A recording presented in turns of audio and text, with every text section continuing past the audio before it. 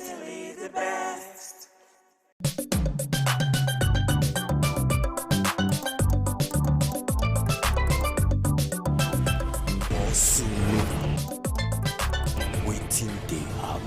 To Nigeria, my country, to be faithful, loyal, and honest, and to serve Nigeria with all my strength.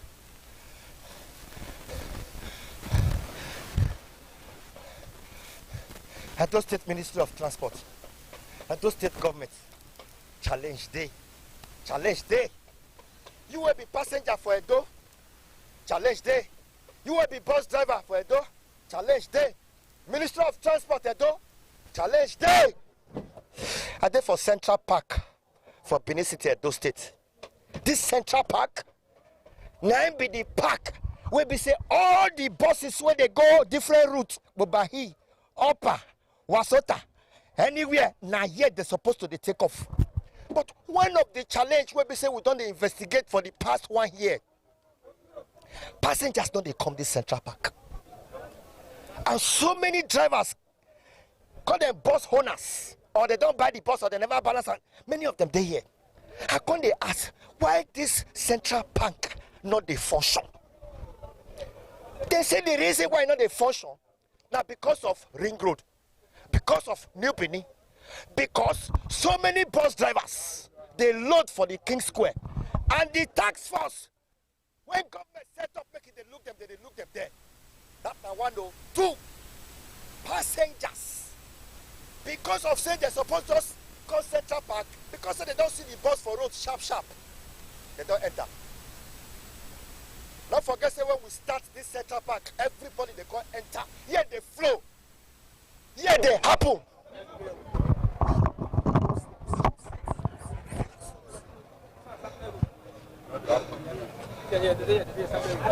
His Excellency Senator Monday Pawolo, aka no, you said man will go, you know, so you send us message, man will they look everywhere for the 18 local governments. Because your eye not go feed everywhere. Now we will be the journalists go fit tell you how they happen. Central Park for Benin City. It's supposed to they breathe, but you know they breathe. No, just imagine I just deal with this bus now. 1 hour I never load. 2 hours he never load. 3 hours he never load. 4 hours he never load. Macho man go carry. Hey. And I be say I want buy bus. You're planning for another state to not be here. Sorry. Okay, I don't know.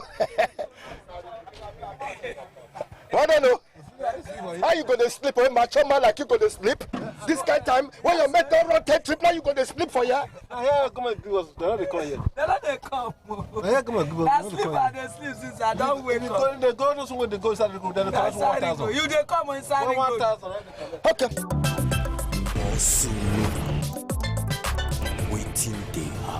They watch us on live for ITV. Yes. Now so all the minibus or vanette supposed carry this color and this yellow color. Then you can go meet a Ministry of Transport with your vehicle particulars and the owner. They'll call register, you'll call give you code. You can't be one number, but okay, how you doing? One, yeah, Don G, thank you. We are cool. Yeah. We are fine. Any challenge? Yes, one serious challenge we get now. You know, inside this park, only one trip will they go. We not even see fee saying a big deal like that with the manage jam. Now inside Ring Road, now be the main thing. Now be the park. Tax Force now. What is the way they take see us finish inside this park? Me I don't know. Tax Force. They go leave all the buses when they inside Ring Road. They will come up back at Awaye Junction. If they come from Bugbe Oko, some passenger go say, okay, if you not fit go inside Ring Road, drop us for back at Awaye Junction. We go say, okay, enter. Tax Force now go come on inside Ring Road. Constantly they intimidate us for back at Awaye Junction. If we dey drop passenger, they go just surround you, arrest you, carry you go. Meanwhile, across the road, for front of Eco Bank, former Eco Bank, buses go they load there. They go throw away like say they don't see the one when they load. You when they come, when you want drop passenger, make you enter park, they go hold you. What do we do then? Why people know they come this Central Park or enter motor? Why people go come? Somebody when they come from inside Ring Road, buses full inside Ring Road. It not gonna leave those ones may come inside park now. You not go fit come Until here. government drive all those ones. That is it. Make government summon up courage. Clear inside ring road, make there as it be before. We go walk here. As you dey talk, don't state government dey hear. Okay, they say we pay motor. What will take money? Not money. Yes. Okay, if I don't work here now, what's money? I take motor. But before you, as you buy this bus, you are supposed to spray this bus. But the woman I buy, let's say I take buy. They never tell me. They never tell me say make I spray. But then I just me I spray. Where I want to see money? Some bandits and kidnapper and armed robber. Okay, not be this one. They use this kind motor. All do not be all this one. All those one they do rich and where they use BB most they kidnap children. They don't stop there. Now the poor man, they find. I want go. I don't hear what you talk. I hear. So, now the Central Park nowadays. So, some of these drivers, many of them don't spend like 5 hours here. Some of them never go up to 3 trips. But the one went to Ring Road, went to New Benin, went to Junction, don't go 5 trips, 7 trips, 8 trips. But the ones went to the Central Park, nothing they happen. But I don't know why passengers now they come to the Central Park. One trip I don't go since morning. One trip I don't go yet since morning. They take us 5 hours to load one trip for this place. We know they see work. Why people know they come to the Central Park? Why? People where they load for road, they know they let us they see work for here. We don't talk. Now no, they won't talk again. They know they let us they work for Central Park. People when they road, make they pursue, they come Central Park.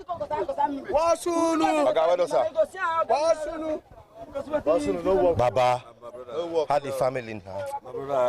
Come on for the first. How the family? You knew by this bus? No, you don't tell. Don't tell. Don't say that Central Park here, we know they work with the sleep. You don't see my face. What they say? Now Central Park where we say all the passengers now supposed to be there. Yes. But you know, you see my face, you go listen to sleep at the sleep since morning while day and only one trip I don't go. How can you be saying that? Not try to tell you, I dey lie for you. Go that park, make me tell you whether would they lie. Okay, why passengers not they come here? Because they don't take over the place now. Those ones where they King Square and everywhere. They don't carry all the passengers. Yeah, where would they on a pension would they receive here? Now here na pension. Pension? Yes. A pension would receive here. A pension would receive here now. Okay. You know they are aware. Say the insecurity what they face for Nigeria. That some bandits and armed robbers and kidnappers, they use this kind of bus. That's why those state government they say, go spray your bus to the yellow and red so that we will give you code as say now you get them. It could maybe spread the motor, but wait the money. I want to where they go now. I want to spend the motor. Can't go code again. If you go to other states, you paint your motor. Which one be code again? More spray our motor. More forget code. Now they give us wahala for a year. We know ticket. We pay ticket. No, we have to know the owner of the vehicle. We have to know your residential particulars. We have to know the owner in case of anything. Yes, that one good. Where? Central Park when we dey so now go governor say make everybody dey work. Yes. Why come be say some go dey work for inside ring road? We now if we enter inside ring road then go hold us. The mini bus dey work dey collect from them. They not dey come inside ring road. This is the surprise. Are you saying this Central Park is not functioning? It's not at all. People when they say. Waiting they happen. Okay. Instead you supposed to they walk, you watch film for phone. Working all day. For Central Park. Working all day. For Central Park. This point now only what I download. Inside it go no let people. Now you they watch whole video driver for your phone. I dey watch now. Inside the group. People wey go there for here, wey go come dey enter motor for Humber like na inside the group. Where they will carry people come here inside the group. Why go be like that? Make them portray everybody enter Central Park. Now you want this your turn. For where? But you want move Simba now. Why don't move? I want to move now. Augusta say make the dress, make the pursue the inside the group, make the enter Central Park. I been inside the group, I be Central Park. This morning I want trip I don't go. Talk that kind of macho man like you go send on one trip when you dey drive bus. Some people don't do 5 trips. Look my head. My age is senior you. Yes. No only one trip I don't go. On my way coming back, only 250 I carry come back. I know life for you. Owari Sokoto even Agwalana Sokoto we Sokoto no I just discuss with my pastor. How we go do this play when improvement day here? Now, whenever they buy ticket or we they live like all the world they buy ticket, like that time we can't cry out. I don't. To God who made me. Now only one trip I don't go since morning. I reach here around to 6. Just look at the time now. I never lost second trip. And before go reach me to them, maybe around after. So if not even reach me, I can't go blow. Okay, what will be the problem? What will be the problem? The problem is this. Now inside Ring Road be the problem where we get for here. Why come and create this state? I mean, this Central Park. And others say they get Central Park. You cannot try this mess in Lagos. Like Anambra, like waiting me here for Anambra now. They apprehend the passenger and the driver. All the way from Iguado, no Iguado Love Village. Make I see you were called this side. So all these bus, they never go. Many don't come out now. They don't tell to stay like they don't go outside. At all. How can you expect somebody to do the balance? 10,000 or 5,000 naira. I go take get the balance for only one trip today. I load by 9 passenger. That 9 passenger 500, just say for 500 naira. How much is it? No 4,500 out. You come here, that for 5, I'll buy for 2,000 naira. I can't chop 1,000 naira. How much you can remain? He said ticket. They waiting until pay the ticket. I beg. I just discovered my second just time. I will go take this. Me know you know say see you for here. However, talking about something they do, sir. However, should they watch him? Shut up, because we want make the governor make it see and make it hear him. Problem. Where we get inside Ring Road. Inside Ring Road is the problem. There's no that problem where we get for it. Why we not the feed the work. That's why passengers not they come. Yeah, that's on. If me I carry it for my motor, there your patrol. From here go to Olia and Tomba. Maybe you hear what you go here for it. Inside Ring Road, inside go. To God remember they talk am again. I blow empty all the way from the Go Market to this place. I not carry anybody. Any passenger Ring Road when I was stopped there, say inside Ring Road, I go move. How can we make it from here to all the way from Iguado to Ring Road? They'll say inside Ring Road. Why is the essence of creating this So place? the problem is saying now those bus went inside the those bus. And my advice to the government, that is the only way I think this thing can stop. Apprehend the passenger and the drivers. Why passengers not they come here? Yes. Why they reach the job and NASA just for a week? He go stop. He go stop. Arrest the passenger and the driver. It happen for other states. Any passenger when no one goes to Yes. arrest them. If they arrest them, if they hold the bus, they hold the driver joiner. They hold the passenger. That is the only way can solve the way the place go get improvement. True to God, and they tell you. Wait, see my pocket. See what you remember from my hand. May I bring on my pocket, come on. See ya. See what you remember from my pocket. I don't go only one thing. It's money. See what you remember from my pocket. No, Oga, wait, Oga. As an area journalist, and not be quick journalist. As we they talk, so governor, everybody they hear. You see, we go continue today. Hammer them. I don't fair interview you last year. Yeah, so. And we go continue to the talk. It they surprise us. See, with the billions of naira where the state government invest for this Central Park. We don't know why passengers know they come here. If you go King Square na gaga, if you go New Benin na gaga, if you go Tejoshon na gaga, if you go Babai na gaga, go Aduwa na gaga, go Gbowo na gaga. I can't see mature men like Una. They sleep. Some they watch on video. Some go play lotto. Some go. Yes, now. That God will do it for there. What do you want make the governor here now? Wait till one make governor here for them. Say make governor here or cry. Say we not defeat the work for here. For this Central Park. Family man now, if they carry money go ask them. Just buy this time 1,000 naira. Wait till one is at 2. 1,000 naira. Sometimes you know see money take banner. You see people who dey here now. Most of them they be owner to repair motor they had. Yes.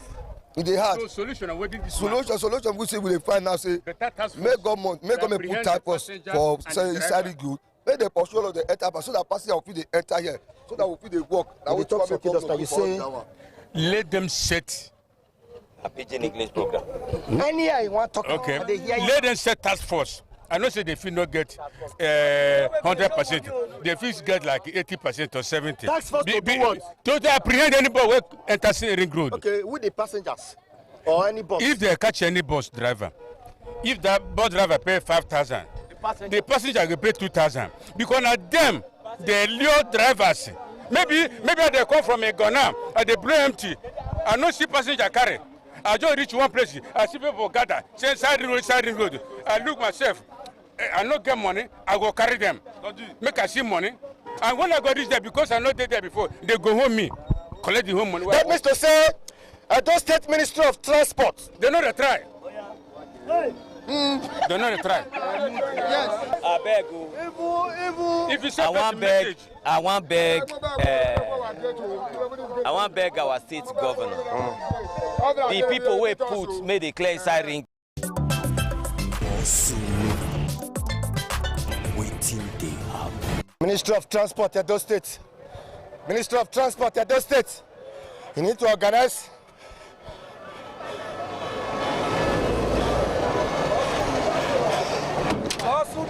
You never spread this bus. You never spread this bus now. You never get the quality. They use this kind of bus. They do iki.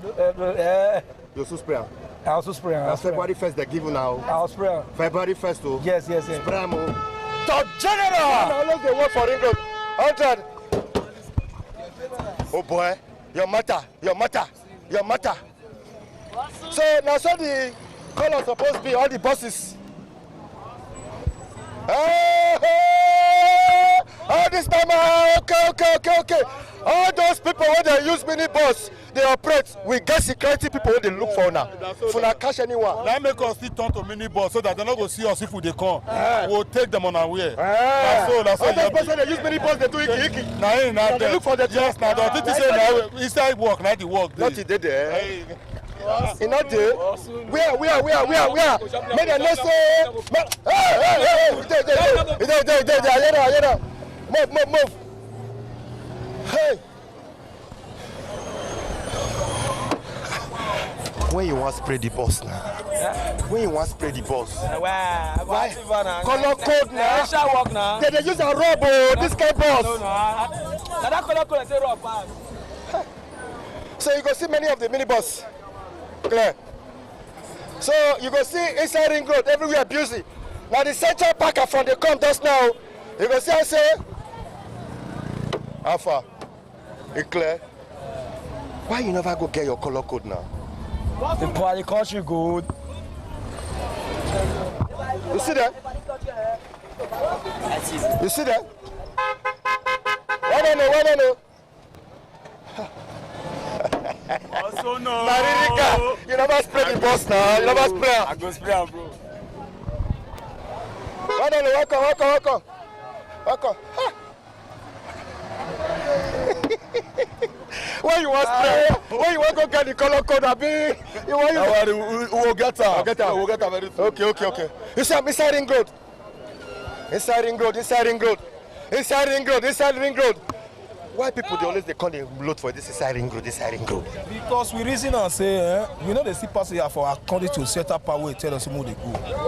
Because motor too many for there. All of us enter there now, you know go contain. Set up drivers so that don't frustrate them. They see the kind of passenger now because if the passenger when see they come for that side, they see they come for this side. Because if we everybody enter the center park, nobody will nowhere to park. All of us will their side. Because they see the kind of passenger, we see the kind of passenger. Now make car. You know you said that use Sky bus go rob yesterday night. Me never know that one. You know you said just take come and say make you spray your bus. Yes, I don't hear that one. But according to the time when they tell me say when they will take come out, I'll spray my bus. Don't turn that one. Don't chop the lot. Inside Ring Road. What did they inside this Ring Road? People when they walk this kind of your walk with the Central Park, they say you don't frustrate them. The truth is this general. My people now good evening. If now go they load now, and they go market, Baraka go. Passenger, they don't see side go on the entire motor. If you tell them say Central Park, you don't go see passenger carry. And they tell you the truth. Not be say because they side Ring Road, not in the side Ring Road. If you come from a gun now side Ring Road you see. If you tell them it's Central Park, they'll say no side Ring Road. They know from Central Park trek. From that junction truck comes side Ring Road. They say no, they don't agree. Now my brother. That means passengers will still get our own fault too. And they tell you now, ask them. If not like they talk so, ask passengers say, what in this driver talk so? Whether not lie, he talk. But the fact they don't want from there truck, they don't want trek come at all. People with the Central Park never go to triple. People other than that they get their own motor. Now laziness work be that. This one he must shasha. He must complete my driver, they know that they talk. Now my own motor boss. Some location. And they tell you. Inside Ring Road, Agrito. What is happening? Inside Ring Road. I don't know why you know they go Central Park, go enter motor. Now that they go so now. Central Park. Yes now.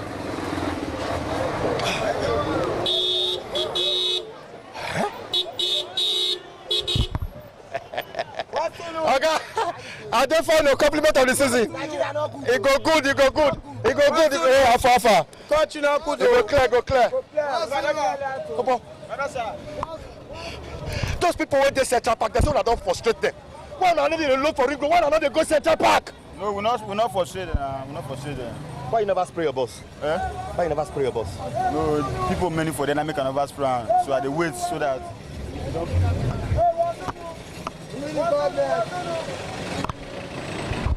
Now yellow pet remain. See there, Esther.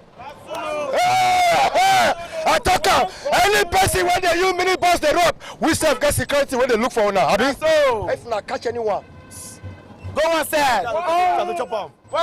If they use mini bus rob, that they look for them. They send them. We defend the boss.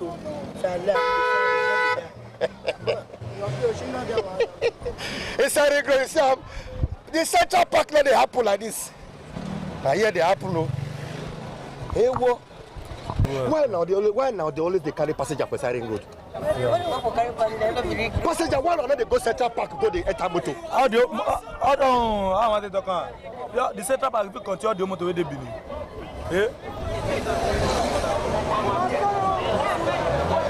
No, everywhere go though. How do you also now? What do you mean it? Put on now. Why you never spread this bus? They use a do armed robbery yesterday. They use this kind of do kidnapping yesterday. Why you always look for Siren Road? Passenger, why you not they go Central Park go enter motor? Yeah, the truth be say, inside for Central Park, we know they feel meet up target like balance. But for inside Ring Road, we dey meet up balance. Inside Ring Road? Inside Ring Road, yes. Inside Ring Road. We fit take care of our family very well. Inside Ring Road? And many of the passengers no fit trek, they come Central Park. Well, no, they go Central Park go enter motor. They carry load most times, and most of them are advanced women. They don't old of age already.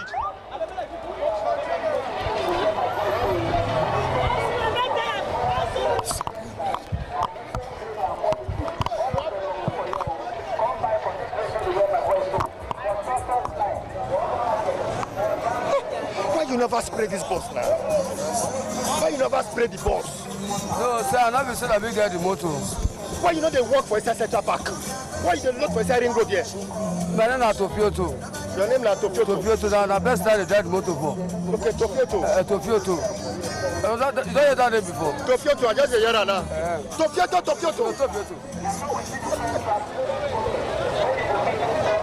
Everywhere clear. It's clear. Hey, whoa! Inside Ring Road. Hey, whoa! Inside Ring Road. Hey! Sit down. There be this. I'll see you. Sit down. Hey, whoa! Why you not like to go Central Park, go load inside Ring Road?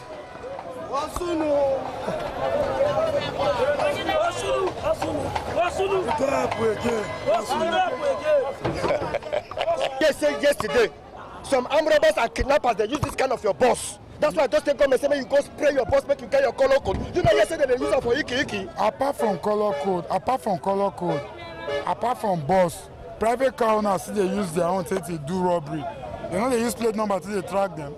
How do when they snatch they rob because not be plate number they track them. So why must it be compulsory this in a boss color code? Inside Ring Road! Move! Inside Ring Road! Okay, Inside Ring Road! Madam, why you not like to go Central Park, go enter motor? Why you prefer to enter sharp for here? Central Park, there you know they go. Why?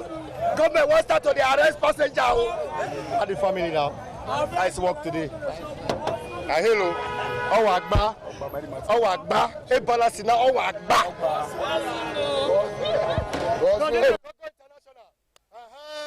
Dogo. This is a popular guy. Dogo. I get problem. What is the problem now? The problem is say people where they work for that Central Park. They say all these buses when they say Ring Road, they don't frustrate them. Why all these buses? Why not they say they go Central Park? Why? You know say for now the union know they work. No say driver talk to driver understand. So when government make a try, when they let union start to work so that they will arrange their drivers for each place so that they're able to load. So now be the thing. Drivers don't get papa now, they don't get mama. They just dey like say. Except for Edo State now, drivers they don't get papa. They don't get mama. No papa, no mama, because nobody there where they control them now. Anywhere we believe face and I will be now. So they need to do something. I say it be my brother. I agree to you also now. We thank God. I tell inside ring road, inside ring road. So we take for inside the ring road. How you doing now? Correct, how the family now? Now inside ring road now with this so. How far now also now? I know. You know, so most of these guys, they carry this bus, balance and carry. Yeah. Some of them now, from one person, they must balance, but people, they say... Today, they left my 4 tire, I don't vigilante. I don't know what happened. They don't for my 4 tire, I don't come out the valve. What we do there, we don't know. Government may come to our arrest. They say, why you know they go, they load this your passenger for inside Central Park? I park where? Central Park don't full. All the almost don't think go Central Park. You know, yesterday they used the kidnapper, use this sky bus to armed robbery. No, I don't hear that one, no. But we don't do that one. I'll load with the load. Why you never spray the bus? I go spray money never day. Clear. Aiza. Clear. Papa Rome airport, so hungry day. It's everywhere.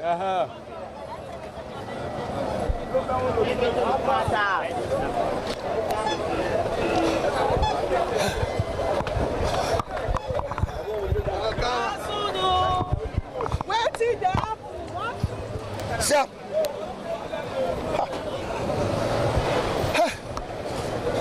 Now inside the ring road that they so. Clear.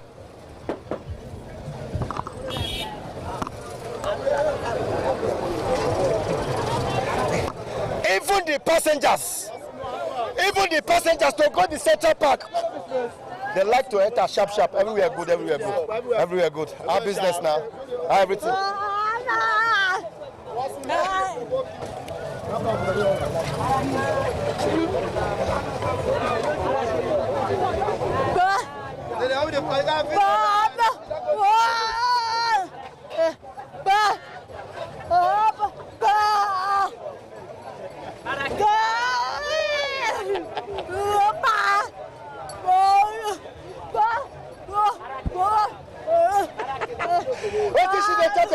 She said she watched me for television.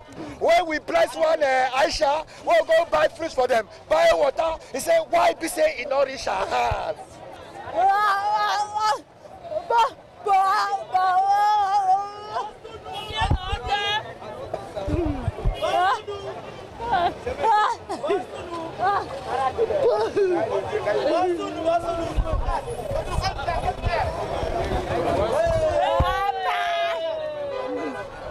Who want to drink water, make her take. Amen. Amen. Amen.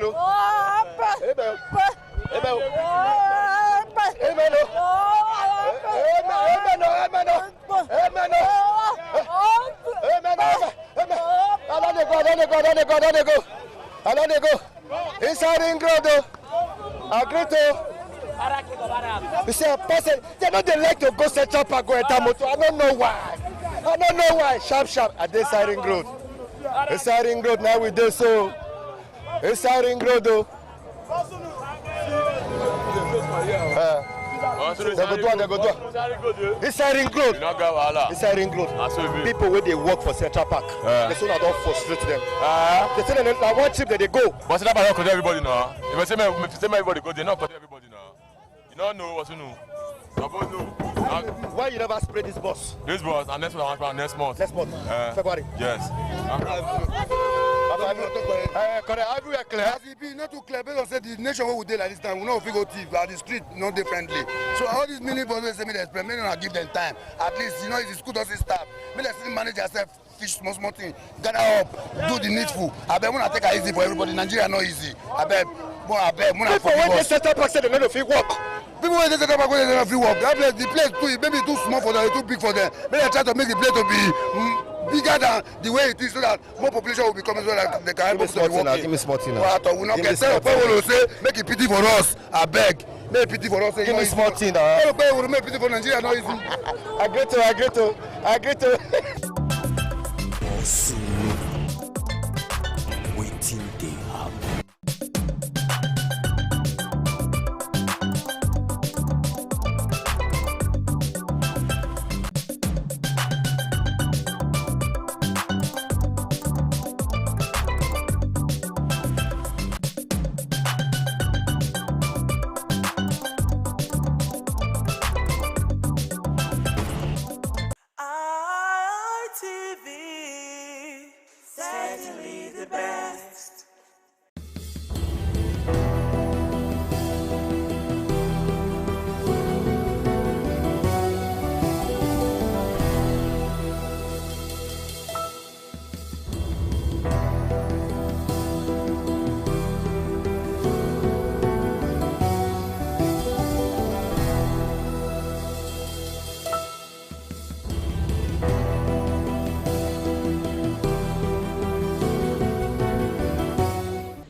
Viewers, welcome to Viewpoint on ITV. I am Caroline Okonji, and it is that program that gives you and I opportunity to talk about some of the trending issues in the country and how it affects us as citizens. So today, we're going to be talking about the withdrawal of police personnel from very important personalities in the country and how it's going to be affecting us as individuals, or better still, how it's going to impact us as citizens. And then again, the debates on legalizing gun ownership. So let's go talk to some persons and hear what they have to say in regards to this topic. It is Viewpoint on ITV. I am Caroline Okonji. The Nigeria security architecture, I think it is a very, very wrong approach at this time. The way you talk about developed countries and thinking of how police operate, the environments are not the same. First, we do not have good roads. That when you call for police in an emergency response, if it's like in the developed countries, you see police appearing within minutes. You hear of cases of assassinations in places like America. It's only a matter of days they will find the killers of those people. Those are not the situations in Nigeria. People kidnap people in their houses, people kill people on the way, they don't even know who the killers are. The only thing too that also makes some of these people not to be on the road is the simple reason that when they know that there are escorts following some VIPs and some people on the way, they know that it's possible that at some point they will see unexpected police presence. But when they now get to the point where they now say, no, they cannot go with police and then the road is free and all that, you are only inviting terror back to us. If I'm traveling on the way and I know I'm licensed to have a gun in my car, some other persons are coming, and maybe we run into hoodlums, and they know that out of these 20 cars, there's a likelihood that 15 to 16 have arms in them. That will also create that sense of security for the people that are involved.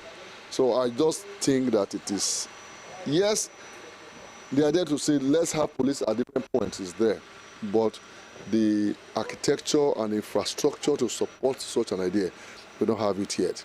You don't have drones flying everywhere. If you are overseas, you press a button in your house, they know it is emergency. The police will come, condone off your area, and the people cannot even escape. The police right now, as they are, first, there are no vehicles, they are not well equipped, so how do you even do it?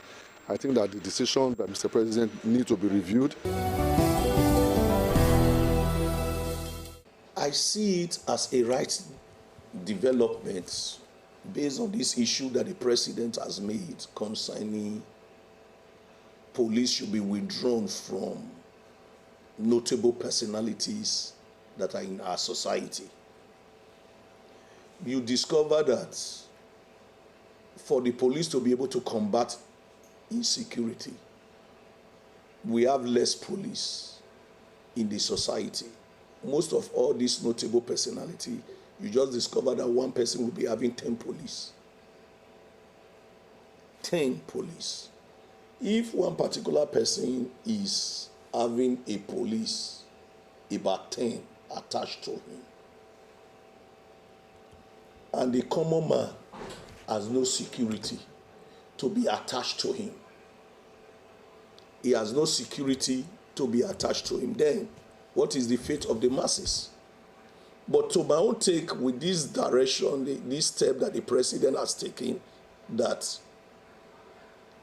all police official, army, and the officials should be withdrawn from notable personality is a welcome development, so that these officers will be able to go to the city, go to the street, go to the rural area to be able to combat these bandits. Because if all this caliber of men, notable personality, are be giving policemen policemen are attached to them, it will not be a wake-up development. But if they withdraw them, everyone, all hands will now be on deck to fight insurgency, to fight bandits. But when these men are secured, they will feel less concerned about the masses. I believe that with this step that the president has taken is a very good step so that security for lives and property concerning the common man will be appreciated.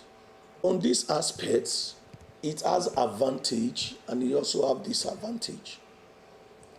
It is good for people to have self-defense against this insecurity.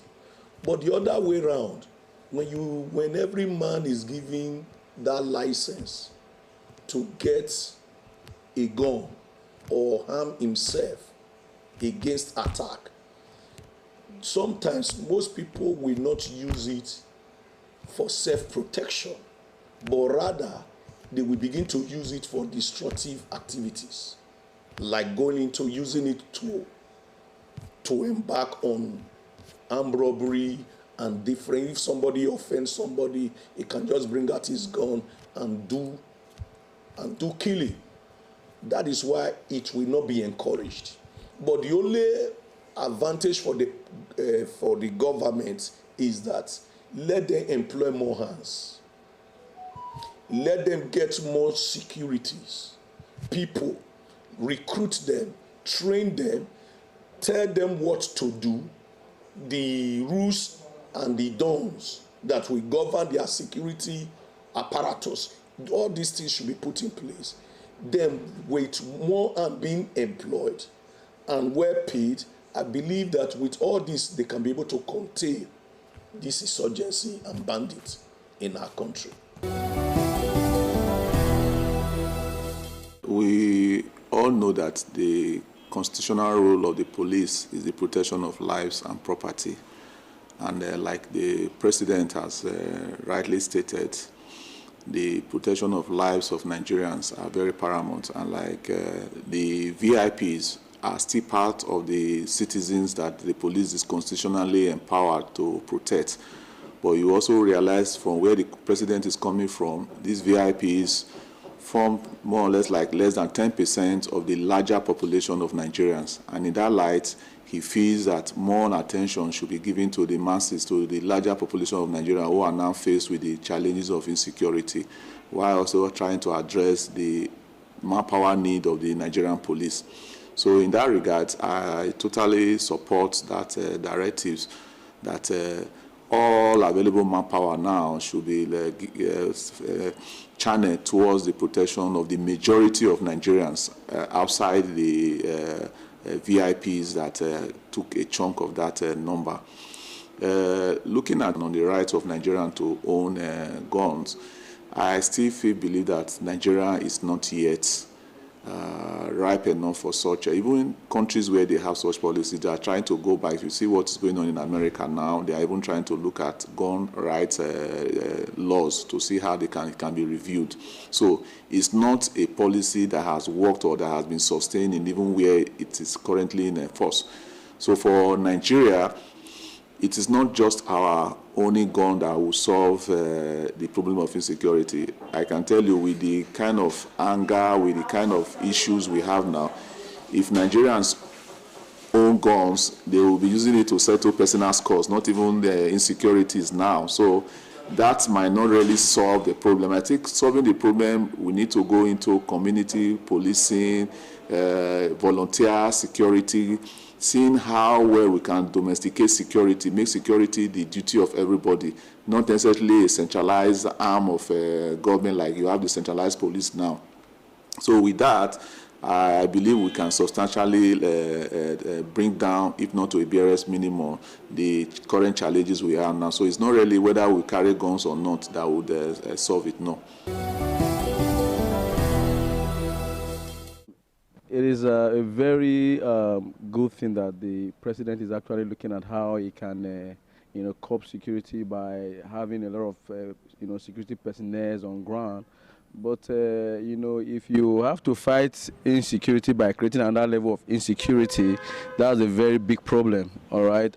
Yes, we know that the VIPs have a lot of this, you know, security escort with them. But if you look at this person too, they are human beings. And, you know, somebody who has that kind of, you know, level of position requires some level of security, you know, around him. So for me, I will not, you know, totally say that it is okay to withdraw all the, you know, security personnel from the VIP. No, I do not think that's the best way to go. Instead, I think they should look for a way to have more persons in the force, in the military, in the police, and every other security agencies that can help, you know, in this insecurity. Because the VIP are human beings. The right to own a gun, I really do not think that Nigeria is matured for such a thing. Yes, we have that in some developed countries like America, but I do not, you know, advise that such law should be put here in Nigeria, because a lot of persons are going to take advantage of this particular, you know, situation, and they use it to do other very, very, you know, malicious activities. So I do not believe that Nigeria is ripe for, you know, self-ownership of gun at this particular point in time. Insecurity in Nigeria has eaten so deep into the life and well-being of Nigerians. Like in the area of business, it has affected us a lot. Like, for example, those our mothers who travel to village markets in this season of December, where they travel to buy plantain, yams, and others. We see many of them were unable to do this because of the insecurity. And that has also affected their own family, because they will not be able to provide for them because they were unable to do their business the way it ought to be. Like those of us in the real estate sectors, I think it affected us the more, because this is one of the most funny December I've ever experienced, whereby our brothers and sisters in diaspora, they are scared to return home to celebrate with us. And after they have saved this money, and they buy property at the end of the year, so that at least they will not count on one thing that they have achieved. But this time, many of them, they give up. Instead of coming to Edo State or so or Nigeria to buy property, you will hear them saying that they want to go to places like Singapore, places like Spain. They will tell you the money they will use to buy property in Abuja, like maybe 350 million, 150 million, 200 million, is enough for them to get property in Spain. And that property in Spain will give them high return of investment than the property in Nigeria. And another thing that affected those in diaspora and the VIPs, let me use that word, very important personalities in our country, is the new law that has been passed by the president, that police personnel should be withdrawn from this set of persons. And you know, the current situation of insecurity in Nigeria, so these persons, they will not be free to come in, because it's as if them coming in, they have signed their death sentence because the security is a threat to them. And at the same time, the police personnel that would have been of assistance to them to guide them is being withdrawn. So it's just as if they want to jump into a hot fry pan. So these ones is what stopped them from not coming to Nigeria, and it affected our business a lot. So those persons we are all to care for, these things restrict us to do a lot for our loved ones. Because if you don't sell property to get money, so there's no way you are going to spend money. So if you check, though we are having traffic and all these around, but the truth is that the well-being, the lifestyle of these our citizens is being compromised, because insecurity has cost them a lot. If the guns is being legalized to every citizen, it's going to cause more havoc at this initial stage.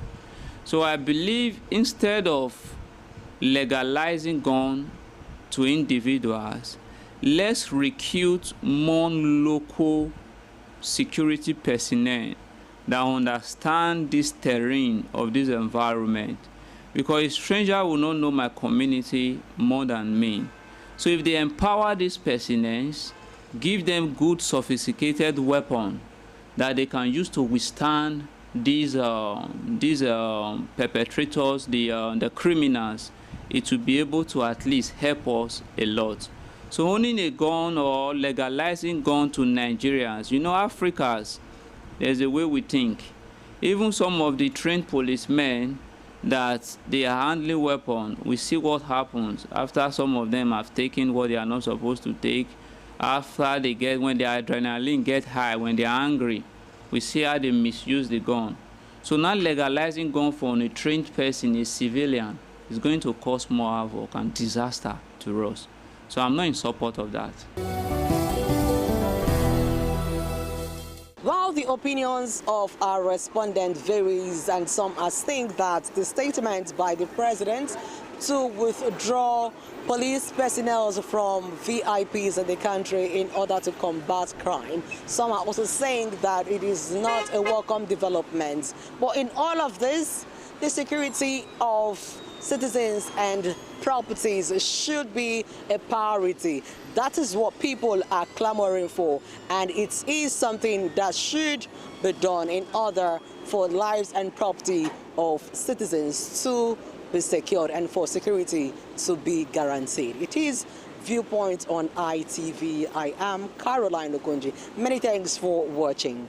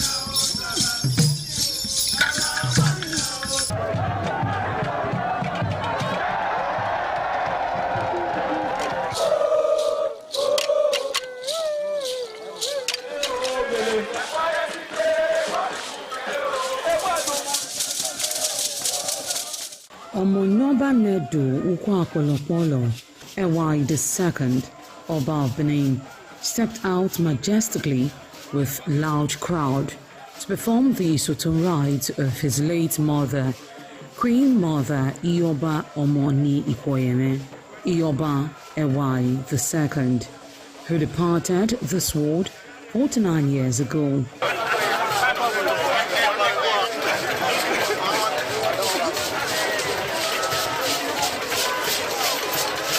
Isoton is a traditional rite of the procession in memory of the departed person's spirit in Benin Kingdom. It is usually heralded by public display of the departed person's influence during their sojourn on earth. The display of a human effigy symbolizing the departed royal matriarch was preceded by the Oba of Benin, who led the procession from his palace to the Immortal Shrine at King Square in Benin City, where he offered prayers for the repose of the soul of the Queen Mother, Ioba Ewai II.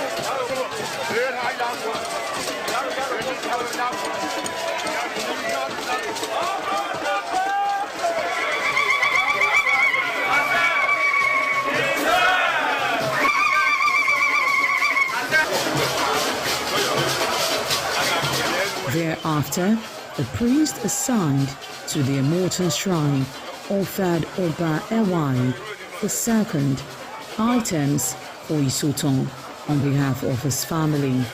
However, chalk, known as Uri, represented a mixture from royal fans after ancestral spirits were invoked to bear witness and announce his arrival. On his way home, Oba Ewai paid tributes at various pilgrimage sites, including Queen Idia Tomb, beside Oba Market, where a cheerful crowd of traders abandoned their wares to catch a glimpse of the royal personage and join in the celebration.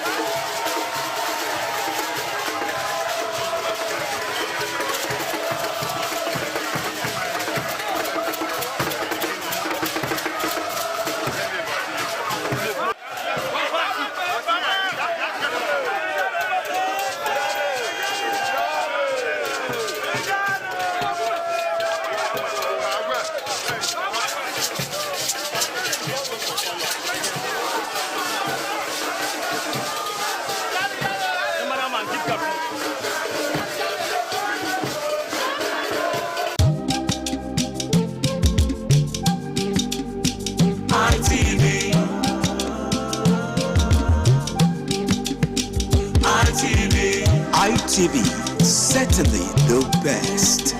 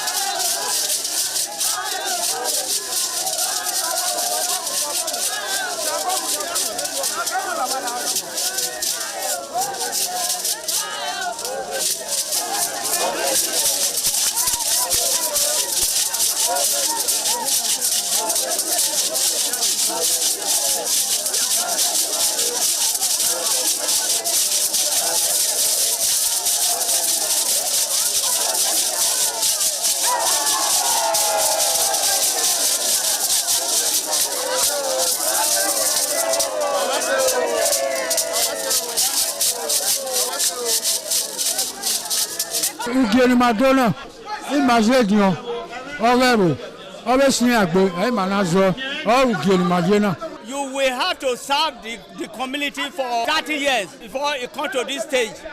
They will obtain you of your title. Then by then you are one of the elder. This year now, we don't read the year, so that's why we can do this year.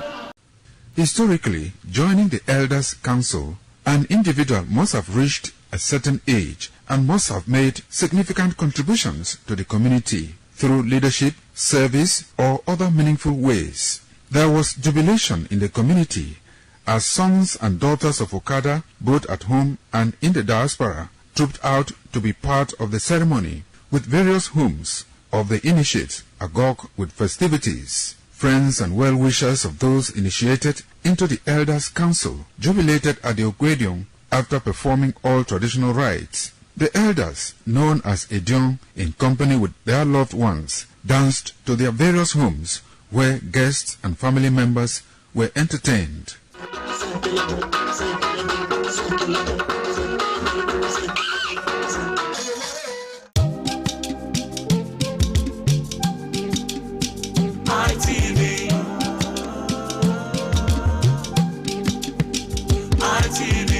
ITV, certainly the best. ITV, certainly the best.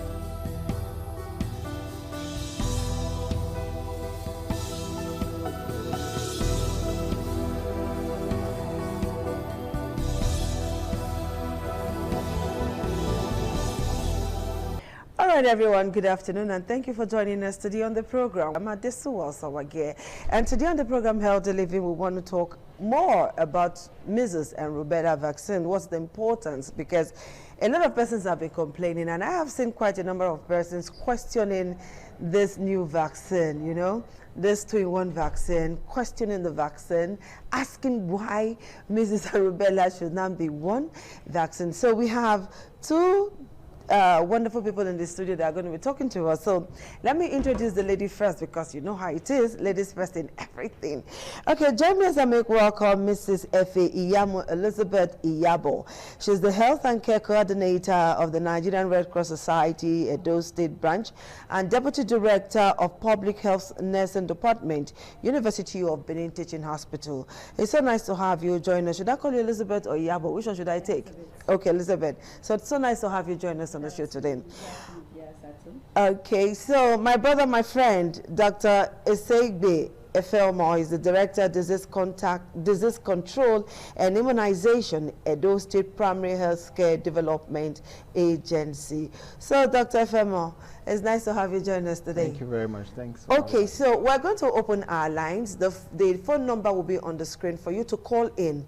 Ask these two professionals on measles and rubella vaccine, because a lot of persons are talking already. You know, when you get information, when you get education on a particular issue, it becomes a lot easier. So this vaccine is not dangerous. Let me throw it to Dr. Efema. Dr. Efema, please tell us more about this measles and rubella vaccine. We've been talking about it on the program, but at least if you tell us more, we open our lines and people are able to ask you questions. At least it will go a long way to ease the minds of the people. So tell us more about this measles and rubella vaccine. Why measles and rubella vaccine? Okay, thank you very much for this beautiful opportunity. Measles and rubella vaccine is actually not a new vaccine. It's been with us, and I'm sure most of our mothers know. And many people will know that there's a vaccine called the MMR, which is the measles, mumps, and rubella vaccine. This vaccine has been available with us, but it's you have to procure it on your own. But with epidemiological data across the country, the federal government had seen that we've been having rising cases of rubella. Before now, we couldn't really differentiate measles from rubella because their symptoms are very similar. Fever, cough, catarrh, body rash, even though rubella is milder in children under 5. So just a few years back, we've gotten the capacity to be able to test and confirm via laboratory tests that this is measles and this is rubella. That's fantastic. And if you look at the epidemiological map for the past couple of years, you see that we've been having rising cases of rubella. So this MRO that the federal government is rolling out now is not just for the fun of it. It's to ensure that we don't have an epidemic of rubella, especially affecting pregnant women, and you know the complications that could result in the congenital rubella syndromes where children can be born blind, born deaf, born with cardiovascular complications, hole in their hearts, neurological deficit, and so on and so forth. So the federal government will not want to wait, and that's why with support from development partners, these vaccines have been procured and are available across the country. So the rollout is just happening now in Edo State, in the southern part of the country. It has happened last year, October, in the northern part of the country, and it went very well. The vaccine is safe, certified by NAFDAC, and has actually been used by people, and we continue to use them. But the good thing about it now is that you don't have to pay for it anymore like they used to. It's free. Yes. So Elizabeth, tell us about the success story, because I know that the flag off has already been done, and people are going around town to see the number of persons that will take this rubella or that are taking this rubella. Any success story, any challenges yet? Thank you very much. We only have success story for now. No challenges. No challenges for now. I think maybe the only challenge we are going to get maybe after vaccination, maybe the minor AEF5 that normally follows vaccination. Please explain that. Which is expected, and it's going to, you know, for minor AEFI, it's going to also disappear after a few hours. So the AEFI is adverse event following immunization. So that everybody will understand. When we say AEFI, that is adverse effect following immunizations. Just like you take any other drugs, you know, anybody can react. This is the same thing with these vaccines, but they are just minor. Minor adverse event, and it's not going to be for everybody that is going to be vaccinated. Just maybe 1% of, you know, the people that are taking these vaccines. And the success story we've had, at least for today, like today after the flag of many children were vaccinated with this measles, rubella parents vaccine. Allowed the parents are cool with it. Parents even follow them down, you know, to come and take these vaccines. And because the sensitization, we've also started our sensitization before now. Since last year sensitization, we started the sensitizations, and people are already aware about this measles rubella. It's not something that is just a certain thing. And mothers are aware, you know, fathers are aware. We've gone to schools, you know, to sensitize the school, to sensitize the parent, you know, to give consent, you know, for the people that will be coming to vaccinate these children, to allow them to vaccinate our children. All right, we're going to take a very short break here. And when we come back, we'll open our lines for calls. Okay, I know that some persons would like to ask questions on this measles and rubella vaccine. So let's take a very short break. When we come back, we'll open our lines for calls. The call line is on your screen right away, so you can copy it and quickly put that call across to us so that you can ask Dr. Fermo and Elizabeth here some questions. All right, they are experts in this field. I am not. Don't allow me give you a badabidi answer. So those that will give you the correct answers are here already. So we'll take that very short break now, and we'll be right back. Do stay tuned. All right, thank you for joining us again, and I'm talking with Dr. Fermo here and Elizabeth. They're experts on this field, and so we need you to talk to us. So, hello caller, good afternoon. Hello caller, good afternoon. Reduce the audio level on your television set and ask your question. Hello? Hello caller. All right, I don't know if that caller is not hearing me.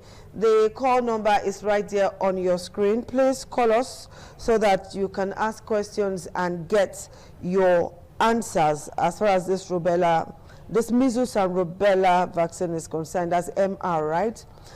Okay, you know, before now, the measles injection used to be on its own, rubella on its own. Why this combination now? Okay, thank you very much. So, like I said earlier, that we have the capacity to detect rubella as separate from measles now. That's why federal government has procured the rubella vaccines to protect our people and to eliminate rubella and measles completely out of Nigeria. You know, we would not want a situation where the children are getting to receive so many vaccines. Yes. That could be discouraging. Okay, doctor, let me pause you now. Let's quickly take this call. Hello, caller. Good afternoon. Please tell us your name, where you're calling from, and ask your question on measles and rubella. Okay, go ahead, Uche. Hello, go ahead, Uche. I can hear you. Hello, I can hear you. Okay, doctor, please continue while we wait for another call. So, I think there's a problem with the connection right away. Yes. That our children will have to receive. So those of them that have similar properties are combined. So we have the vaccine you call the pentavalent vaccine. It has 5 antigens in them. And the essence of vaccines is scientific and simple. It's to stimulate our immune response that God has put in our body to be better prepared for a disease. I'm going to be interrupting you because of this call. No problem. So, hello, caller. Hello. Good afternoon. Please tell us your name and ask your question. Okay. My name is Umogbe. Okay. Okay.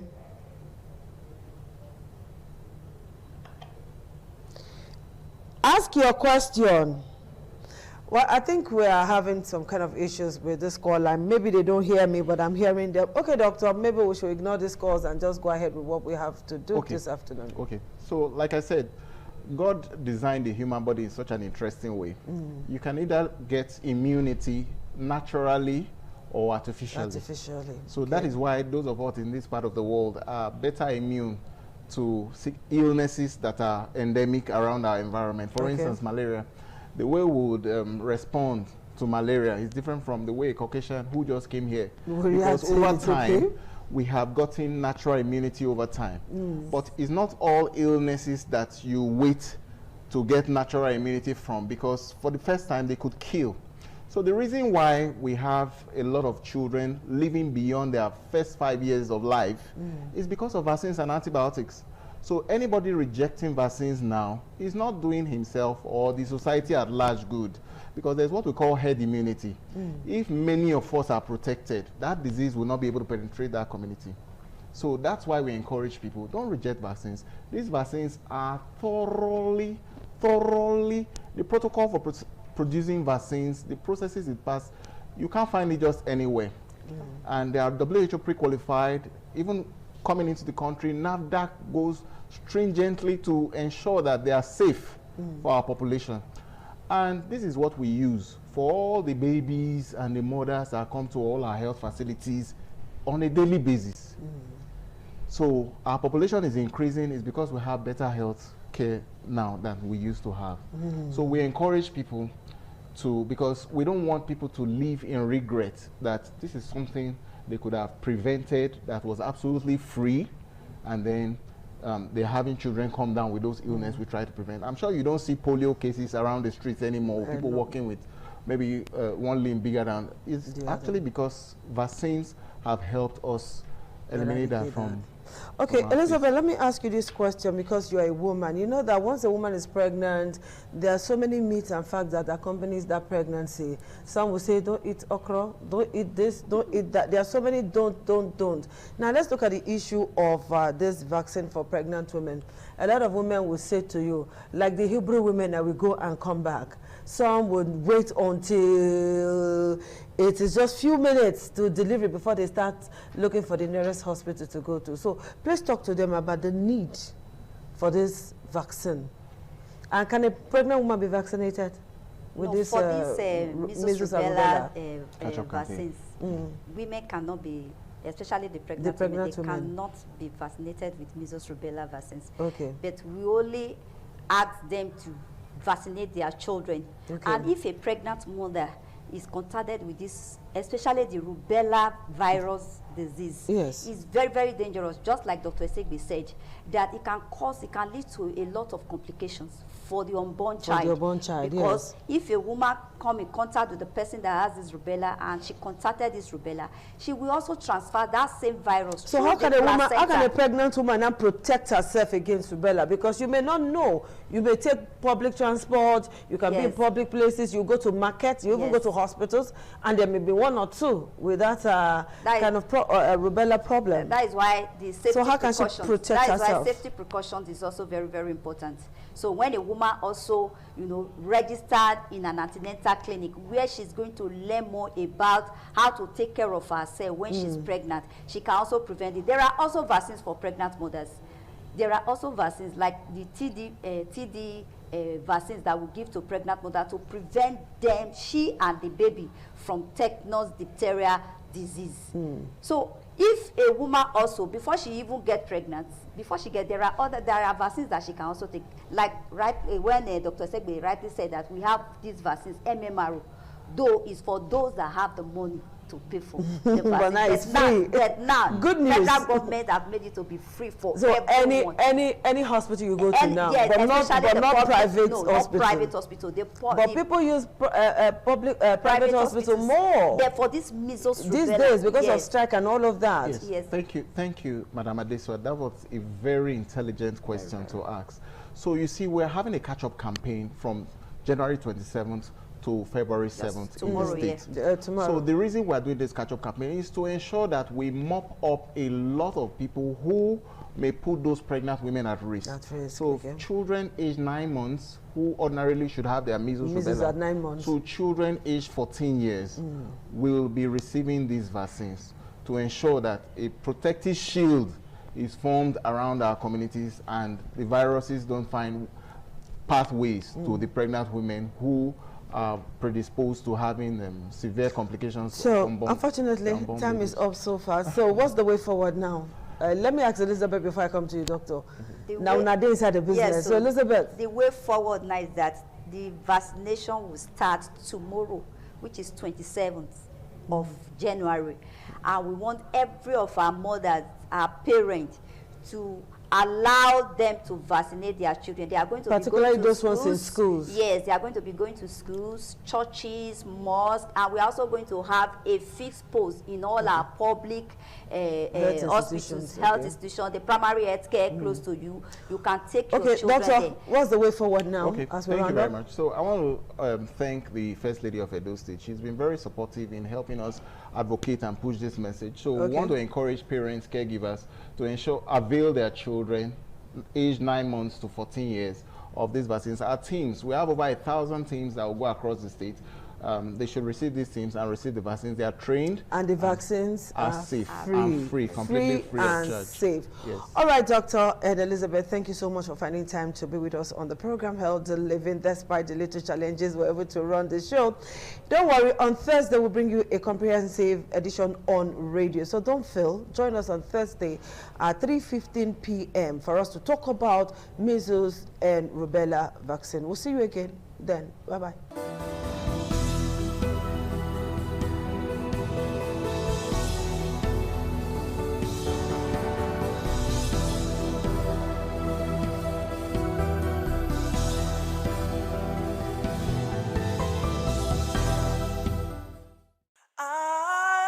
ITV, certainly the best.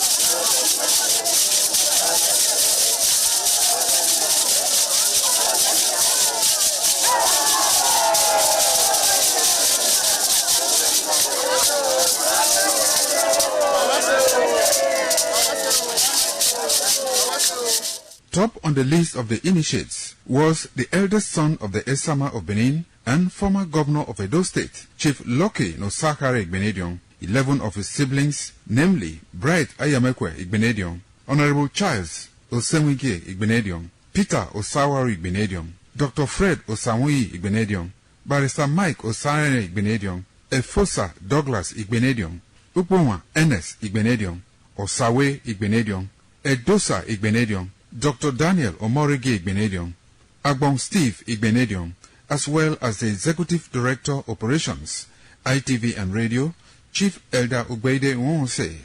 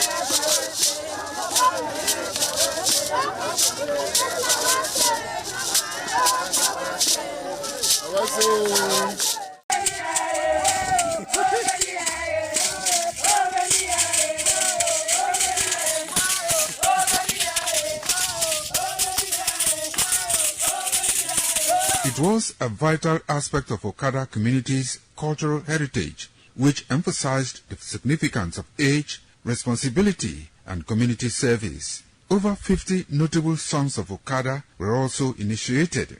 According to tradition and customs, those initiated, dressed in white traditional attire, were made to undergo some rituals, while the Odionwe pronounces blessings on them and assisted them to take a seat with the elders.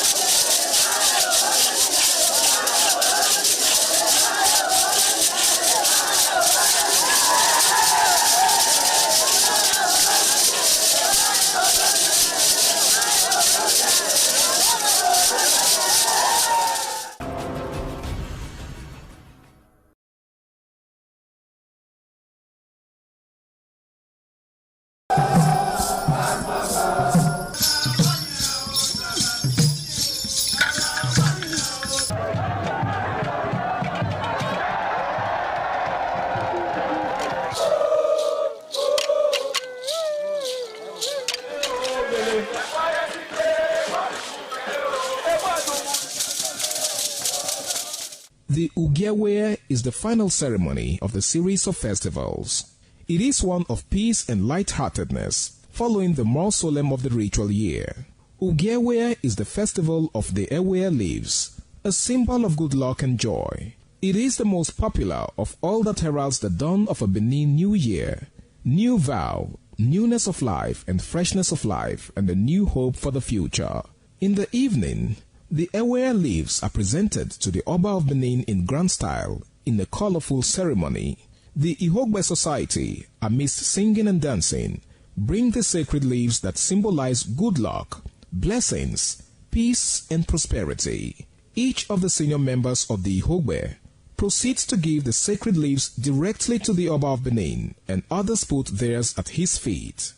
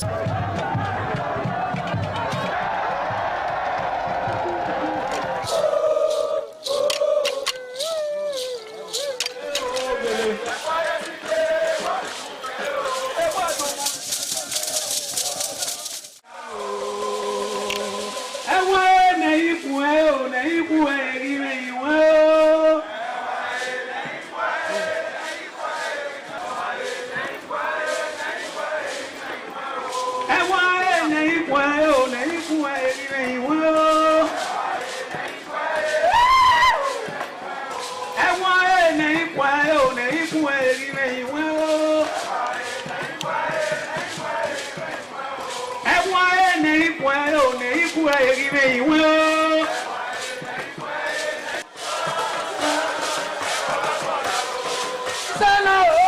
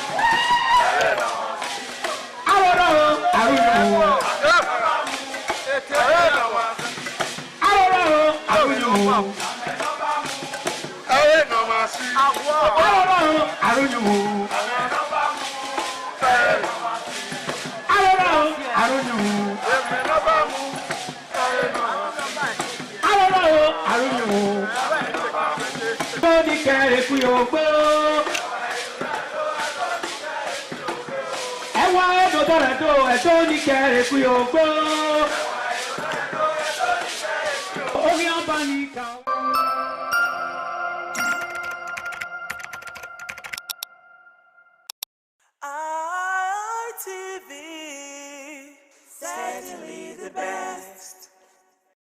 Viewers, again, we welcome you to Message of Islam, reaching you from Independent Television Benin.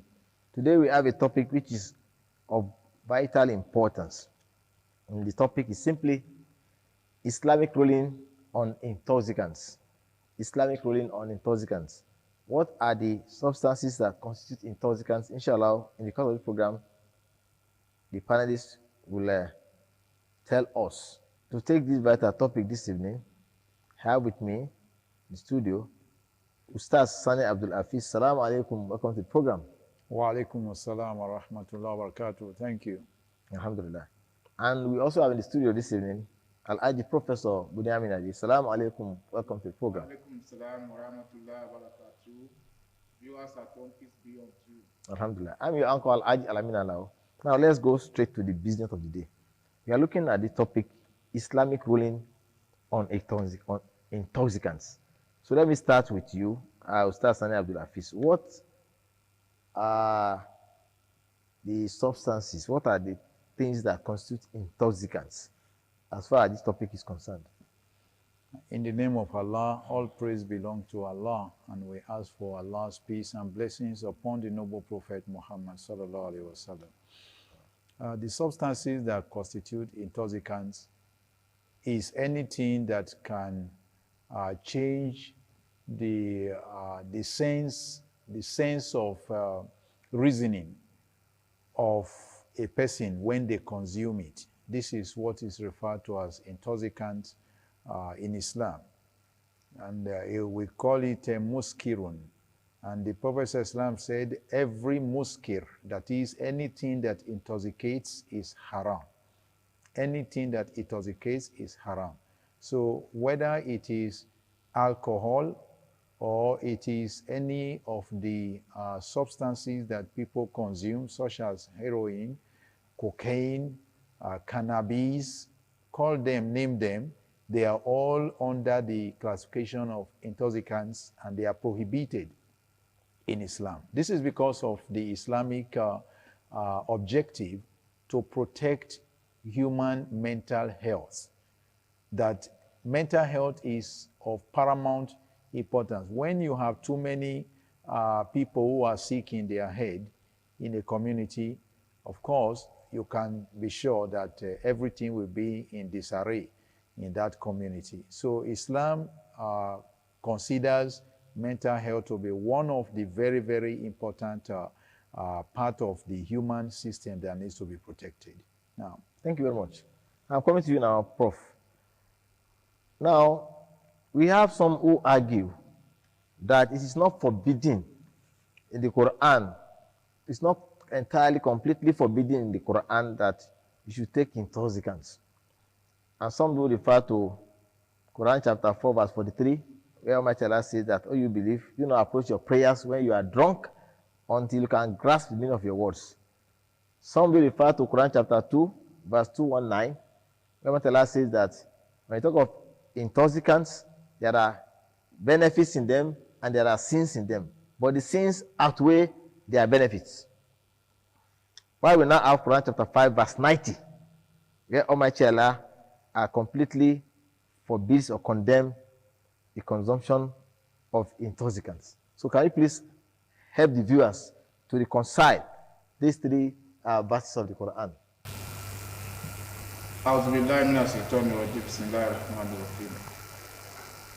You see, when Almighty Allah gives us an instruction in the Quran, sometimes it goes by way of telling us direct instruction, and there are some that pass through stages depending on the way the society is viewed.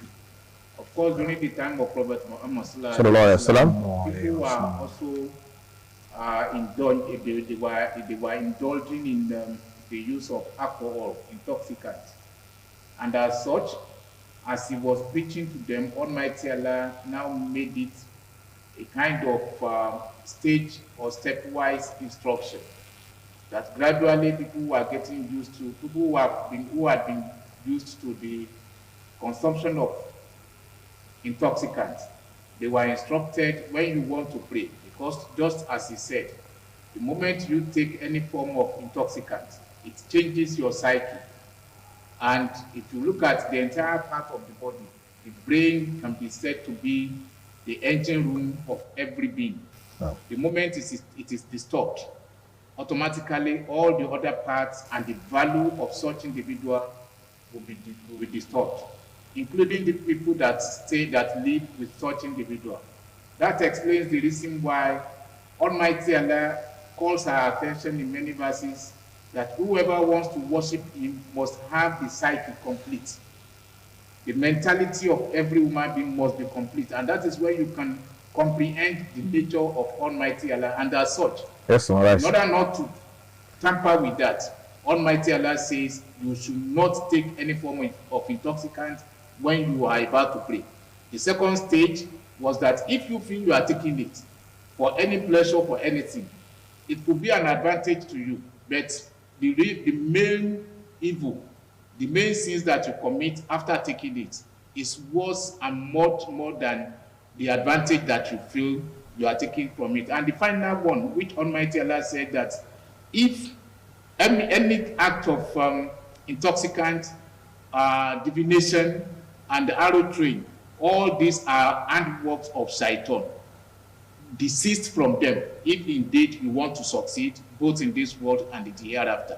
And that one seals it, that whoever wants to succeed before fellow human being and before Almighty Allah on the day of accountability, such individual must get away from taking intoxicants, no matter how little it is. Thank you very much.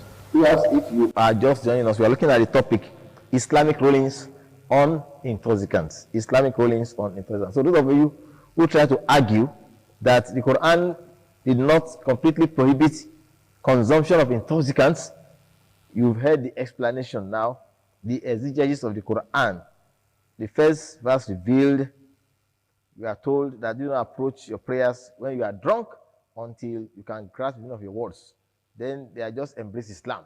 And you know, in those days, during the Jahiliyyah period, they drink alcohol like water. So they embrace Islam, but they are still consuming alcohol. And those who now want to say Salah, God asks, if you want to pray, don't drink. Then some say, okay, I will not drink when I want to pray, but I will drink when I'm not about to pray. Then second verse also came, Quran 4:43, that there are benefits in them. And Quran chapter 2 verse 219, there are benefits in them, there are sins in them, but the sins outweigh the benefits. Why some stop consuming it? That, oh, since the sins outweigh the benefits, I will not consume them again. Before the final verse now came, we are now described it along with gambling, that the abominations devised by the devil, That you not abstain from them? Abstain from them so I can be successful. Now, Ustaz Abdul Hafiz, Islamic rulings on intoxicants. What are the sins? What are the consequences of consuming intoxicants? Does it have anything to do? Is there any correlation between it and crime rate in the society? What other thing? Why do you think we are asked to abstain from intoxicants? The verse of the Quran where Allah subhanahu wa ta'ala stepwise and systematically prohibited intoxicant. As you mentioned, Allah said the benefits, you say you have some benefits in them, but then the disadvantage, the harm that you will suffer from consuming them is more than the advantages that you think you get from them. Obviously, the Prophet ﷺ said, as a way of, making it non-negotiable, to say you want to consume intoxicant. He said, Allah has not put the cure of any disease in that which He has prohibited. So that you cannot say that I am taking this alcohol, I'm taking this intoxicant because of my health. Some people say that they take intoxicant because they want to do away with their worries. When they are having issues with their wives or their families or in the office, they want to take intoxicant in order to throw them away from, the normal thinking, so that they don't feel the pain. But this is not a solution. In fact, medically, it is documented today that some of the stroke cases, consumption of intoxicant is becoming one of the risk factors in people that are having crises of stroke. Before you have stroke more in the elderly. Now you are now having stroke in middle adults because of what? Consumption of these intoxicant. It's a risk factor, as has been mentioned. Now, the Prophet ﷺ, still to make it, there is no way. He's saying that whatever intoxicates in little quantity, then it is, in large quantity, is prohibited in the smallest quantity. So that you cannot say, I can consume it. Then besides, if a person has become an addict of consuming intoxicants, the person risks his salah being accepted. So that it's not just about, it's me, it's my business, I consume it, it's not your business. In fact, the Prophet ﷺ says that the person who commits idolatry, that's one who worships other gods beside him. You know that the sin Allah does not forgive is the sin of associating partners with Allah. That the one who is going to be next to be condemned to the fire of hell on the day of judgment is somebody who became an addict of consumption of intoxicants. So that it is not something anyone should want to live with. If a person has it as a problem, maybe he has grown up with it from young age, it is something he can still fight, battle it, and see how you stop it. It is not only harmful to our health, it is a sin in the sight of Allah. Thank you very much. As you know too, that Allah does not allow you to take your life. Allah does not allow you to inflict harm on yourself. You are not allowed to enjoy yourself. So consumption of intoxicant is like killing the organs of your body system, and Allah does not allow that. Thank you very much. Now, do not kill the organs of your body system. Do not commit suicide indirectly or gradually by consuming what is injurious to your health, what is injurious even to your mental health as well. Now, Prof, I'm coming to you again. For the Bunyamin idea, we have some people that are caused in respect of intoxicants, apart from the consumer itself. Can you please tell us some of them? So that people will not feel that, okay, it's only those who consume it. Well, according to the Prophet ﷺ, it was reported to have said that there are 10 categories of people that are caused along with or in association with intoxicants. the consumer, the one that prepares it, the one that works there, the one that sits where it's being consumed, and the one that bought it for another person. The person that they sent to go and buy it for another person.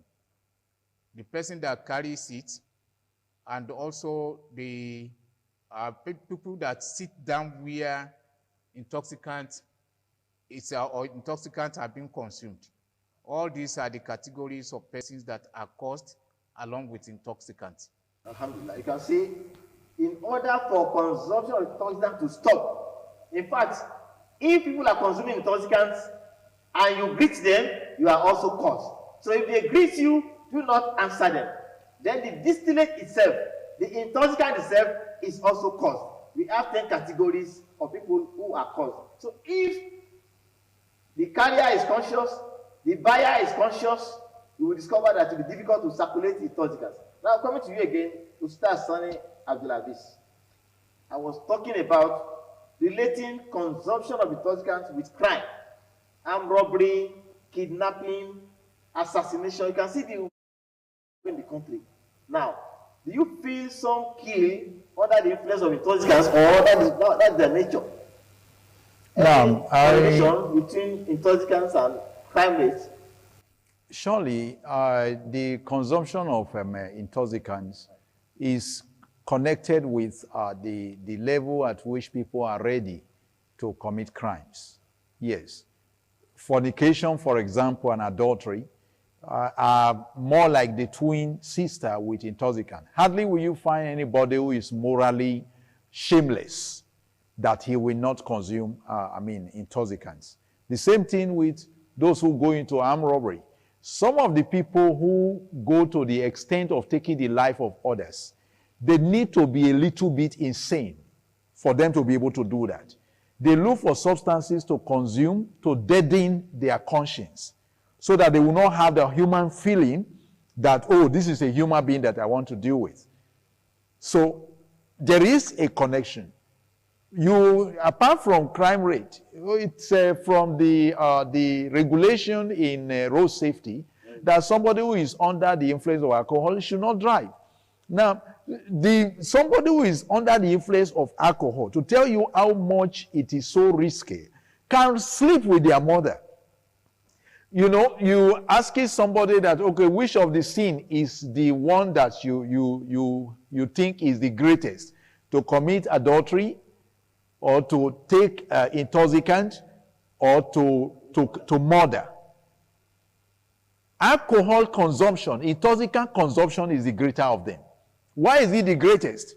The man who can stay away from committing adultery and can stay away from committing murder, by the time they consume intoxicant, they can do any of this. To the extent that one who is under the influence of intoxication can sleep with their mother, they can commit incest, they can go to any length because they are not in their senses. So how about you having for example, a medical doctor that wants to attend to a patient being under the influence of intoxicant? You have an engineer that wants to do the computation of what you need to be able to give you something that that's going to be durable, an edifice that will be solid, and is under the influence of intoxicant. Because some people just think that consumption of intoxicant is normal with life. It's a way of flexing, it's a way of maximizing your enjoyment of life, but it is not true. You are harming yourself, you are harming others. So this is why Allah subhanahu wa ta'ala prohibited it. There is connection with between consumption of intoxicant and the crime rate in society, no doubt. Those you are calling bandits, those you are calling Boko Haram, many of them, they consume these substances. Now, Prof, is there any punishment under the Sharia? And what's the punishment under the Sharia for consumption of intoxicants? And then some of the students now take different substances. I maybe you are a professor in the University of Benin. So you must have had some experience concerning what I'm talking about. Can you please advise the viewers and the students of the need to abstain from intoxicants? Well, from Islamic point of view, if one is known to have taken any form of intoxicant, the person should be given 80 strokes of the cane. Yes. Now, aside that, for our youths today, generally, students and other people that belong to the category of those that we call youth, even the adults, everyone supposed to go away from any act of intoxicants. There are nowadays different forms. The ones that we are used to know are the normal alcohol, whether the brewed one or the local one we call kai kai, and the ones that they sniff, under which you have cocaine, you have heroin, and those that you also consume orally, under which you have, the ones that you smoke. Marijuana is one of them, and there are nowadays, you have sophisticated marijuana that they have laced with other chemicals in order to be more potent than the ordinary one. And people also use marijuana in order to cook rice or cook beans. And apart from that, some eat it raw. All these are various forms through which people consume them. And some go to the extent of taking some other drugs like codeine, which in the medical circle is used in order to cure heart cough. And people have abused it. They take it excessively, and it deadens the cells, it deadens the senses. And not only this, there are so many other ones that people take in one form or another. Some even go to the extent of mixing some of these drugs with yogurt.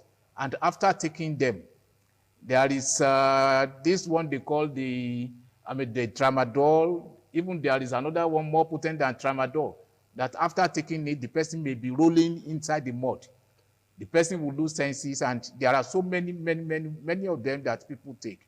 We have to go away from them, because the moment you take them, the individual becomes useless to himself and becomes a permanent problem to the entire society. Thank you very much. Viewers, this is what we can take today on the program, Message of Islam. The topic discussed, Islamic ruling on intoxicants. Intoxicants include tramadol, codeine, marijuana, heroin, cocaine, whatever can affect your mental health is forbidden completely in Islam, and it's also sinful. When you have consumed them, you cannot approach your salat. And the punishment in Islam was even 40 strokes of the cane before it was increased to 80 strokes of the cane at the time of Umar bin al-Khattab. Close to 100 strokes of the cane, which is punishment for fornication. Thanks for coming, Professor Bunyamin Aide, and thanks for coming, Ustaz Sani Abdulhafiz. And your uncle, Al-Ajj Al-Amin Alao. Viewers abstain completely from intoxicants. Assalamu alaikum wa rahmatullahi wa barakatuh. Alaikum assalam wa rahmatullahi wa barakatuh.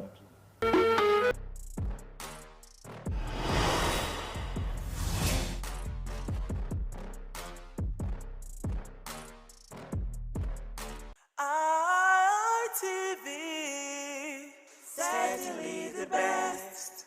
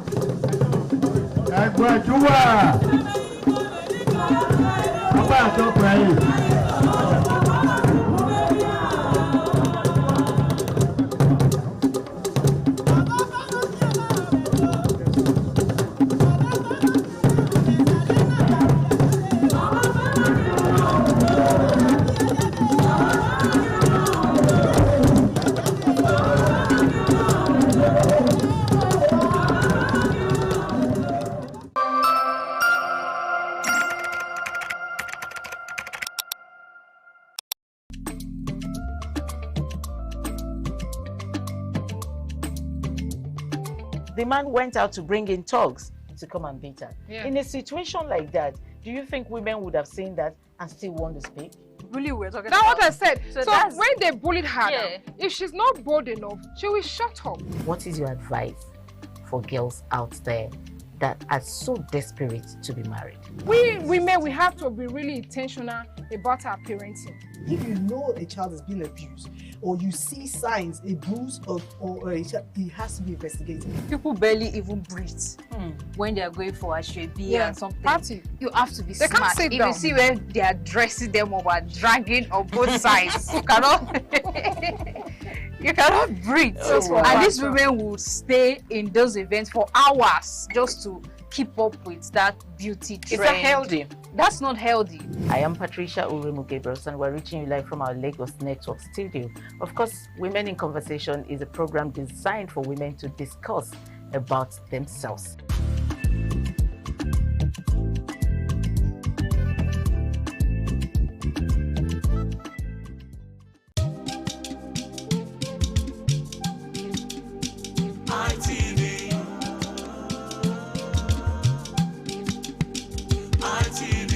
ITV, certainly the best. ITV, certainly the best.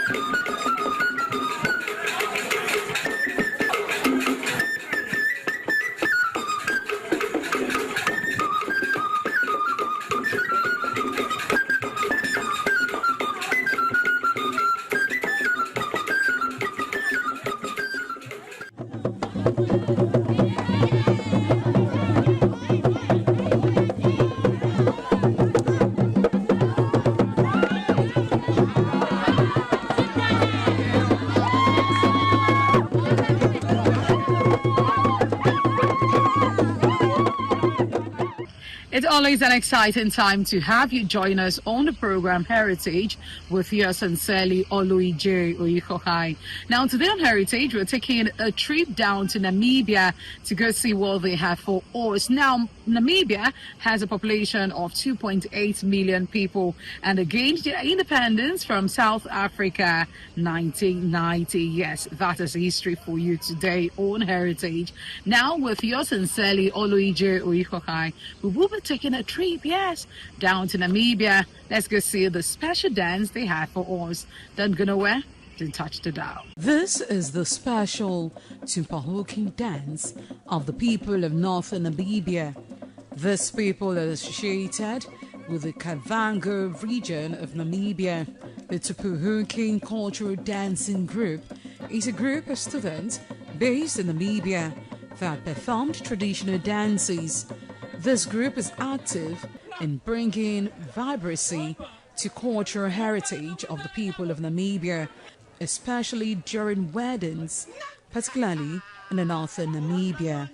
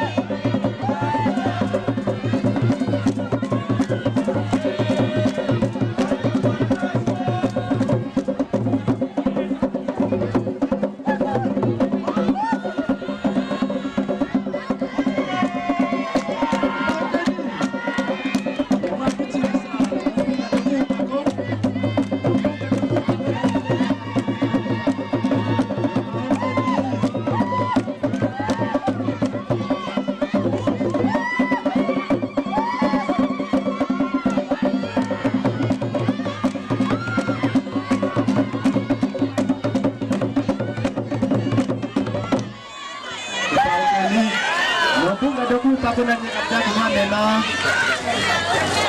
Napenda kunua mema. Ndani kwa sama kaira ile.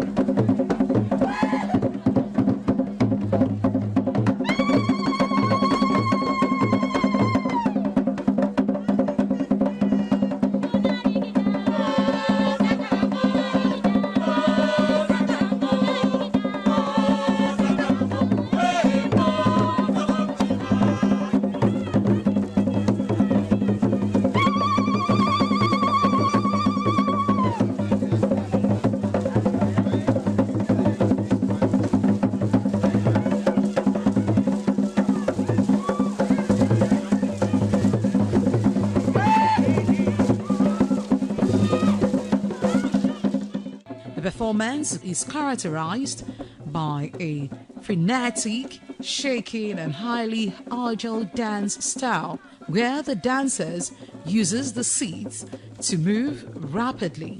The dancers interact with musicians and the crowd, sometimes chasing other performances who are acting out of fear or bravado. The Tupuhuking dance, the dancers are driven by intense drumming and singing that motivated them to perform to the ultimate expected of them.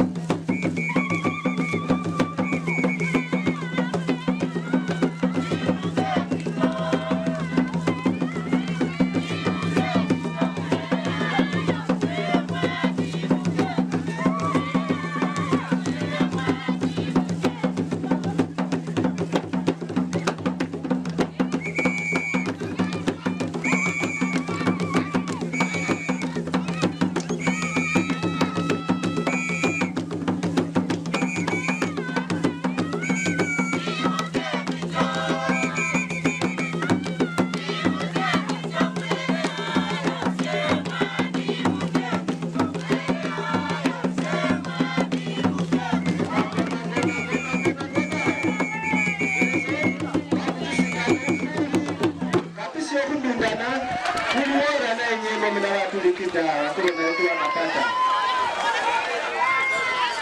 Leo nastakata. Na mnakulivingi wanapata kwa magari kidogo.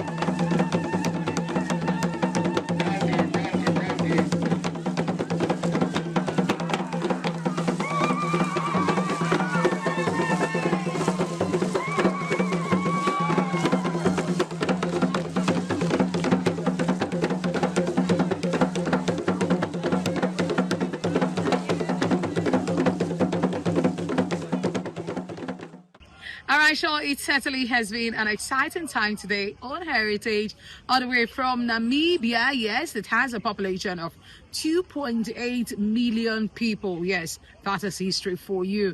Now, till we'll be seen again next week for another exciting time. Do have yourself a blessed day and an exciting week ahead of you. Bye for now.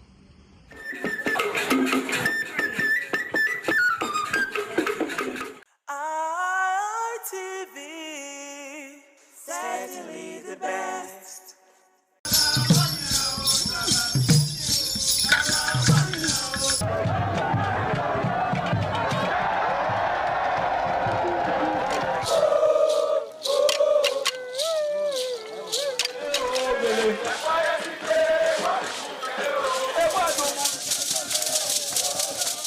Some days, there comes the Ugemobo Festival, which the Oba celebrates outside the palace gate. A pavilion is built of red cloth where rites are performed to drive away all evil spirits still unsatisfied by the year's sacrifices. The Ugemobo Festival is to commemorate an event in Benin history which dates back to 1504 AD.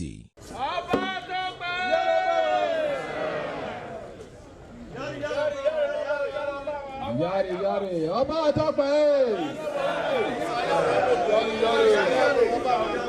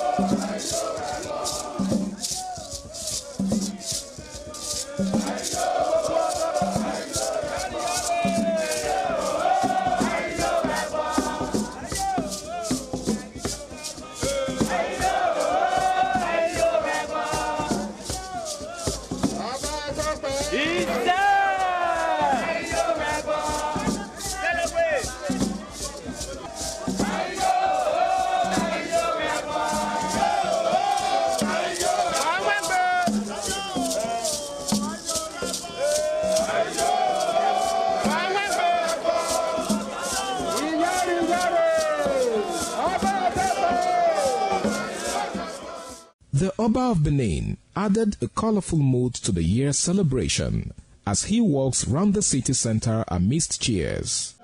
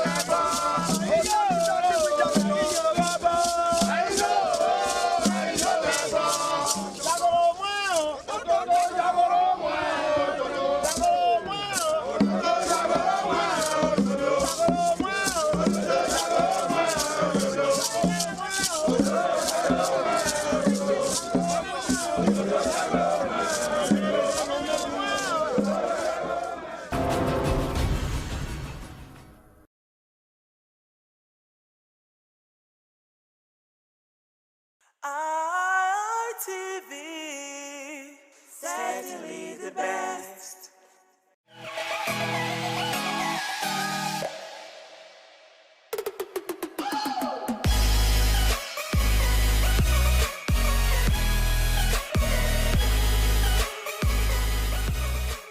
All right, guys, it's another lovely Monday evening, and of course, it's my pleasure to have you join me on yet another amazing episode of your #1 rendezvous for guys on television, and that's none other than the Guys Hangout Show on independent television, reaching you live from the city of Bronze. Yep, I love to call it the city where the king is truly king. Now, for starters, the Guys Hangout Show is one show that teaches men to prioritize themselves, you know, to put themselves first, to take very good care of themselves and to invest in themselves. Only that way can they invest in others. You know, there's a whole lot that's expected of men out there, right? As a man, you are, in fact, like some adages would say, the moment you are born as a man, the world is on your shoulders. So you know you can't afford to fail, because if you fail, it means that the world, you have failed everyone around you. So basically, it's not easy being a man. My name is Harry Aigboje, and of course, it's my pleasure to say welcome on board once again. Now, I'm not alone. I've got an amazing gentleman with me, and together we're going to be taking a look at a very, very interesting conversation today. Now, he goes by the name of Michael Imagbejian. It's good to have you in the house, Michael. Thank you very much. It's a privilege to be here again. Absolutely. It's been a while, I mean. Yeah. A bit of work, I've been swamped at work, so only one or two things, you know. So how's it been, though? It's been great, You know, we have to make ends meet. Definitely. I mean, it's all part of what I said earlier, that, you know, as a man, a whole lot is expected of you, so you can't afford not to, you know, live up to expectations. Of course, yeah. In this rigid economy, you have to be rigid. You've got to be rigid. Of course, yeah. When times get hard, you go harder. Of course. All right, welcome on board. Thank you. Now, so we're taking a look at a very important discourse tonight, all right? It's something that has to do with love, lust, and obsession. Okay, now as distinct as these three words are, there seems to be some sort of similarities between them. You know, they are as similar as they are different. For example, love is defined by so many persons in so many ways. So if you ask like 5 persons to define love, for instance, you know, there's a tendency that their definitions are going to differ. So, you know, love is something that is based on people's experiences. So how I will define love is probably different from how you will define it. So if you were asked to define love, for instance, how would you define it? Yeah, thank you very much. Love is actually a very, very important thing, all right? And over the years, the word love has been bastardized by different persons. And I will want to define love as putting someone else's needs before yours, all right? So I want to make use of an example of a mother. Now, if a mother, maybe a child is ravenous and the mother is ravenous to you, hungry. See, if the mother has 500 naira, the mother will want to spend it on the child. That's because the mother loves the child. One of the love, that's what they call the love, because the child needs to come before the mother. That's the example of love. Okay. You get, so it has to be putting somebody, doesn't mean you have to kill yourself. No. You get my point. Okay. So it has to be, you just have to consider the person first. Most of the things that you think about, the person comes first. You get, now maybe as a guy, you know, you want to venture into business, you think about the lady. Join me, let's think, let's meet minds. Let's rub minds, You get, let's meet minds, you get. So that person's needs have to come before yours. Even if you are going to a job or particular thing, you have to consider the person. Will it affect this my partner? Okay. Will all my attention not be sold into this my job? So that's just the most of the concept about love. So in other words, love is putting someone else's needs before yours. Yeah, of course. Okay, so let's take a look at the next word in this context. How would you define lust? All right. I think the word lust is actually ambiguous in Okay. nature. Yeah. In the relationship context, lust will be taken or carried away by what you see. Okay. What you hear. Being physically attracted to someone. Physically attracted to what you see. Okay. Like most guys today, you know, they are moved by voluptuous ladies. They are moved by voluptuous ladies. They're not actually moved by, see, they just want to show off. They want to showcase that this is the person I'm with. There's this phrase or this cliche that people normally use now. They want everybody to comment God when in their post. Okay. So they're looking for trophy women. Of course. You understand? So this is that voluptuous lady. They want to. So they sometimes confuse that thing for love. Most of the time, they want to always call the person. They want to always see the person. They want to always go out to the person to showcase. It's not actually love. Okay. You get it. They're just moved by this. By the person's appearance. Of course, not actually what they feel. Okay. You understand what they feel from the heart. Okay. Just what they are moved by the physical stuff, by the flesh. Okay. You understand? So that's just it, basically. And then, of course, there's the third one, which is obsession. Obsession. You know, obsession is often mistaken for love, right? This is because when someone is obsessed, for instance, they tend to go the extra mile to do certain things that might suggest that they are actually acting in that person's favor. Yeah. But when you take a look at the extremes of those things that they're doing, you get to realize that it's really not love after all. Of course, yeah. That, you know, there's something else that's driving them. There's another driving force entirely. Yeah. So how do you know when someone is obsessed and not in love? All right. You know, this obsession thing is I don't know the point right now, but many persons are upset, but they actually think they're in love. Okay. All right. Now, for example, now most people in relationship, they don't want to give the partner breathing space. That definitely does not love. They're obsessed. They're crazily obsessed. Okay. Now, if you actually love someone, sometimes you want to give the person breathing space so the person can be happy. Okay, I'm at work and you keep calling me and you keep saying that person's voice I hear is not the female voice that I hear. That will lead to jeopardy. That's not love. You're pushing me to the wall. Okay. You want to make me go crazy. I will not be happy. And in love, you have to be happy. There has to be a certain great amount of happiness. But this one, you are pushing me to the wall. I'll fall into melancholy. I'll start thinking like, okay, let me do what to please this person. You know, I want to please this person. Then it becomes bogus so life. The person begins to walk on eggshells. You understand? So I begin to live this kind of bogus life. I'll start pretending to please you. And of course, I won't be happy internally. And you won't be yourself. I won't be myself. I will not be pretending when you are there. And that's not really love. Love is I just have to be free. I can do nothing things where you are, and you like me like that. You get? Okay. So that obsession now comes with extremity. You understand? That's what I put it. Okay. Now we've seen several cases of men who went as far as inflicting bodily harm on, you know, people who they claim to be in love with. You see guys who are in relationships, and you begin to hear stories of them, you know, like I saw a particular video, for instance, on Facebook of a guy who stabbed his girlfriend in the belly, and she was in the pool of her blood, right? I don't know what happened between them. I think the girl also harmed him somehow, because both of them were bleeding profusely, right? Now, news has it that it was on account of something that happened between them. It was on account of, you know, the guy suspecting her of having an affair with someone else. Now, some persons have also argued that it is way better to just call it quits if you can no longer, you know, tolerate certain things, rather than going as far as inflicting bodily harm. Now, wouldn't you consider that an act of obsession? Yeah. That would be a wonderful example of obsession. Okay. Yeah. See, the person that you love, you don't want to see them hurt. Or you don't want to see them hurt psychologically, emotionally, physically. In fact, if you love a flower, most of the time, let me use that particular Chinese phrase. If you love a flower, you don't pluck it and eat it. You keep watering it. Okay. Now, if you love someone, so you want to watch it grow. You just want to watch it grow. You want to keep that. You want to see it blossom. You won't hurt them. You do everything. You be their vigilante. You want to protect them at all costs. So going the extreme to want to hurt someone, that's not love. But love will not push you. In fact, love will stop you from hurting the ones you claim to love. Okay, but some persons have also argued that, first off, that's the example I just gave is an offshoot of jealousy or insecurity, right? And then there are people who will argue that jealousy is a sign of love. That it takes someone who loves you to be jealous over you. All right. Okay. What's your take on that? Let me step into that. Okay. They said, I think there's this disparity between jealousy and insecurity. Okay. Jealousy is angry or sad. Somebody have what you want. Insecurity is you are scared to lose what you have. Okay. Then there's also the dimension of jealousy that suggests that, you know, you might be scared of losing someone.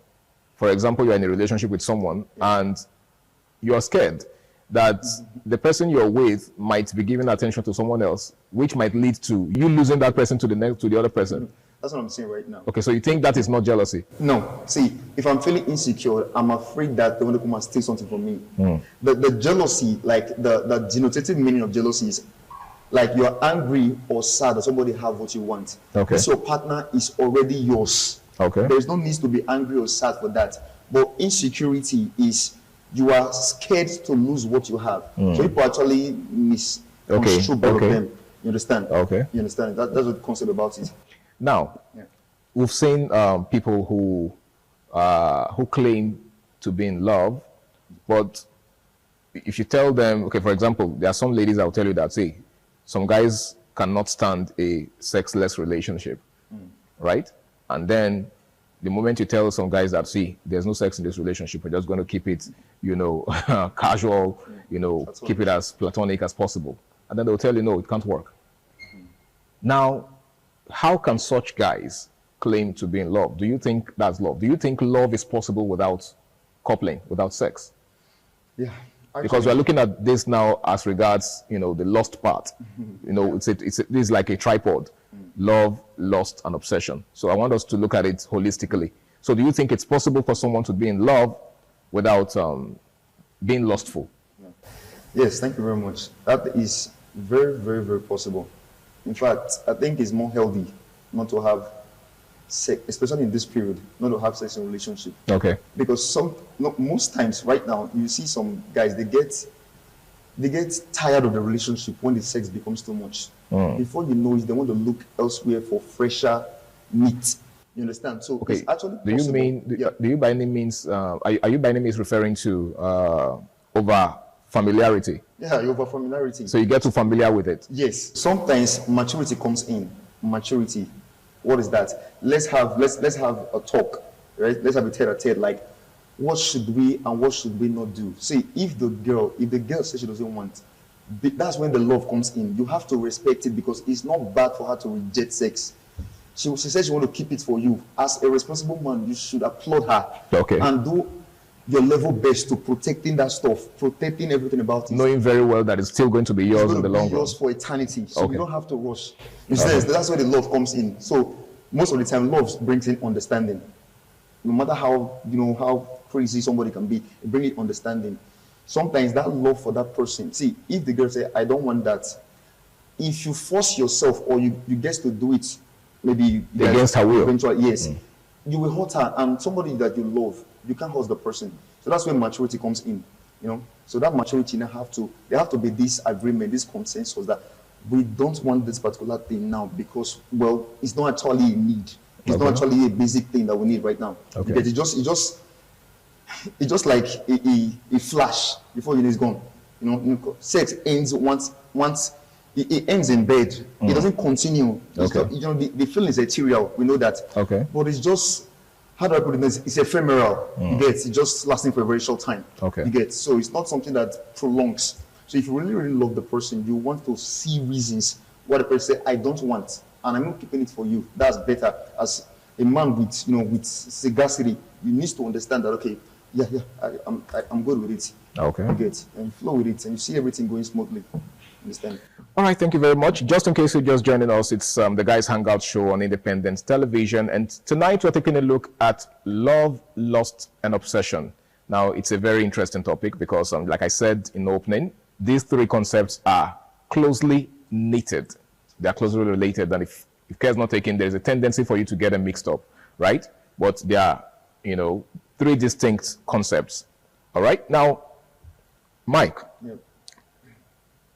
you said earlier, just before I interrupted you, that there are people who feel entitled to a woman's body. There are guys who believe, just because they're in a relationship with a lady, they should have unfettered access to her body.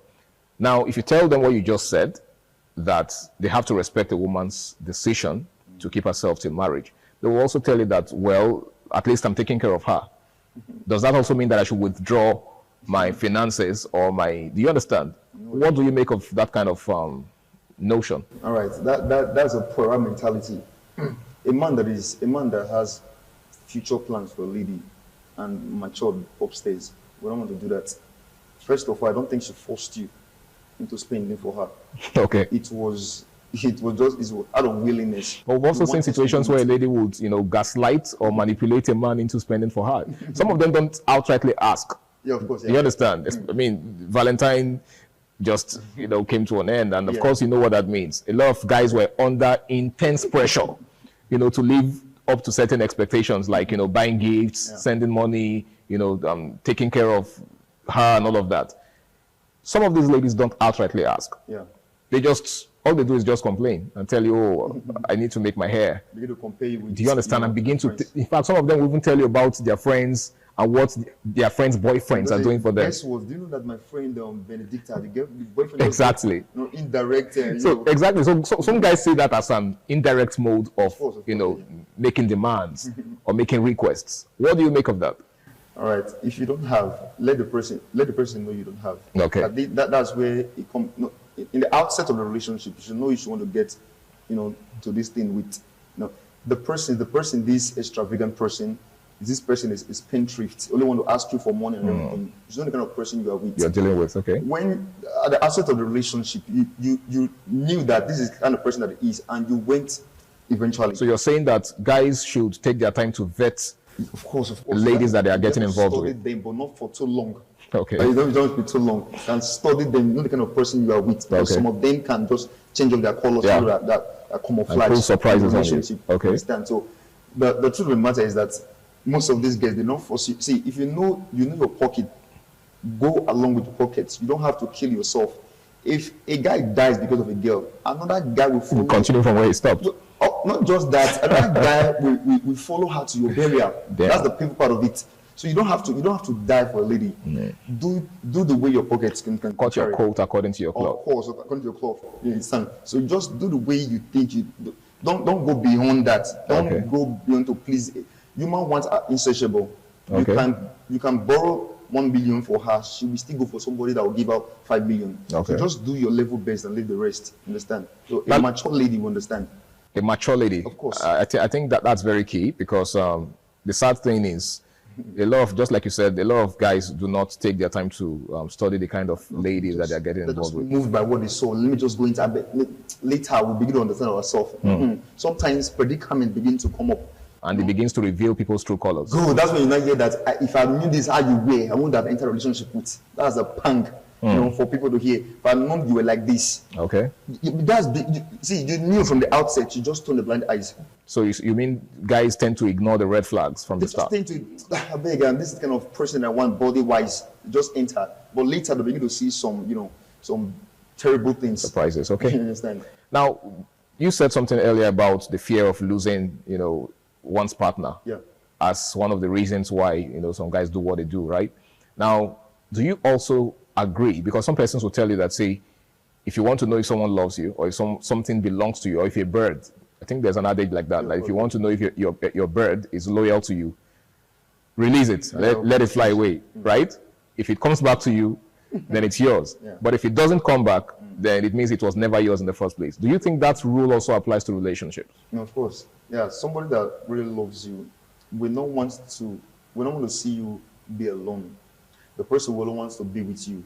Not in the case of the obsession. Okay. It wants to be with you. It wants to ask about you. Like it wants to check up on you. Wants to know what's up with you. I just want to know if you're okay. Oh, you're busy. All right. We can talk some other time. Maturity. So the person that really loves you want to stay in thick and in thin. No matter.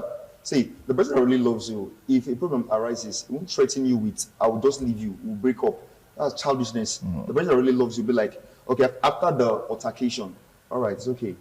All right, what's the way forward? Can we sort things out? You know you were wrong. I'm wrong, actually. I'm sorry. But you know you were wrong, and I will not want that to repeat itself. Be a smooth relationship. Okay. Understand? So the person that really loves you will not want to leave or threaten you with, I'm going to leave, and that kind of stuff. Understand? Now, how do you deal with this fear of losing a partner? Do you think it's a sign of insecurity? Or do you think it's a healthy feeling that anyone that's in love should have? Yeah, but it should not be too extreme. Now, if I love my phone because it has so much content, I will not want to lose. I'll protect it with my life. In fact, when I bought the taxi, I always remove my pocket and hold it in my hand. That's because of the value I place on the phone. Okay. Now, if I'm afraid to lose someone, to me, is one of the peak of love. If I'm not afraid to lose you, it means you don't love them. No worth to me, and there's no love. I've gotten what I want from you, then you can go. But if I have this menial phobia to lose you, of course, it means that there is love. That's just the concept about it. So your partner must have this tiny fear, like this insecurity. It mustn't be jealous, because sometimes jealousy leads to something crazy. You can just your emotions will just get the better part of you, and you see yourself doing things that you are not actually are or didn't plan for. Okay. So that tint of insecurity is actually good. It's actually a good sign. It's a green flag to me. So your partner must have this a little bit of fear, like of not wanting to lose you. Of losing you. Okay. Now let's take a look at the concept of patience and perseverance, right? As regards love, as regards relationship. Do you think people of this generation are patient enough? Do you think they persevere enough? Because a lot of times you hear stories or you hear people say stuff like, see, I have zero tolerance for nonsense. If you misbehave, in fact, I can't even tolerate any drama from anybody. Like, everybody is just, so quick to move on. So do you think that's healthy? I think it's fearfully unhealthy. Because then, we're in the Gen Z era, whereby people just believe relationship now is more of sex. If you see some guys now, some guys can have their friend, you are very foolish for not sleeping with this girl till now. You understand? So that kind of particular pressure now, it hits on the guy or the girl. Okay. Or maybe a girl is not actually gaining so much from the guy.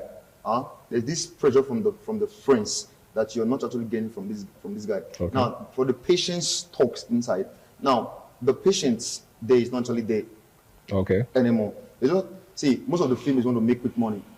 They just want to. They think that a relationship now is an asset. Is like a means of getting money. So if you're not able it's a means to an end now. Of course, like if you are working and you're not giving them, they keep giving you some signals. Okay. Like, see, I'm giving you from now till this particular period. And if you can't live up to expectation, I want to buy this Bone Street or Bone Bend, whatever. If you're not able to meet up to the time, I will quit. They will threaten you. Okay. And that guy will fall into depression or melancholy. All right. You understand?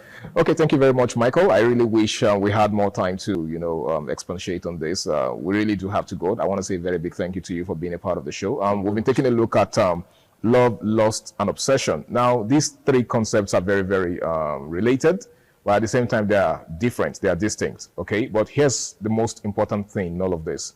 Whatever you do, ensure that you do it in the spirit of love, right?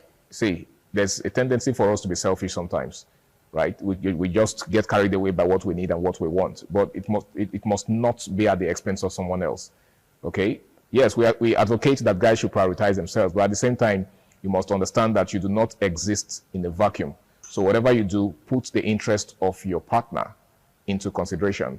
It's been the Guys Hangout Show on Independent Television. My name is Harry Aigbo J, and until I come your way again, same time, same station next week, this is me saying stay out of trouble and enjoy the rest of your night.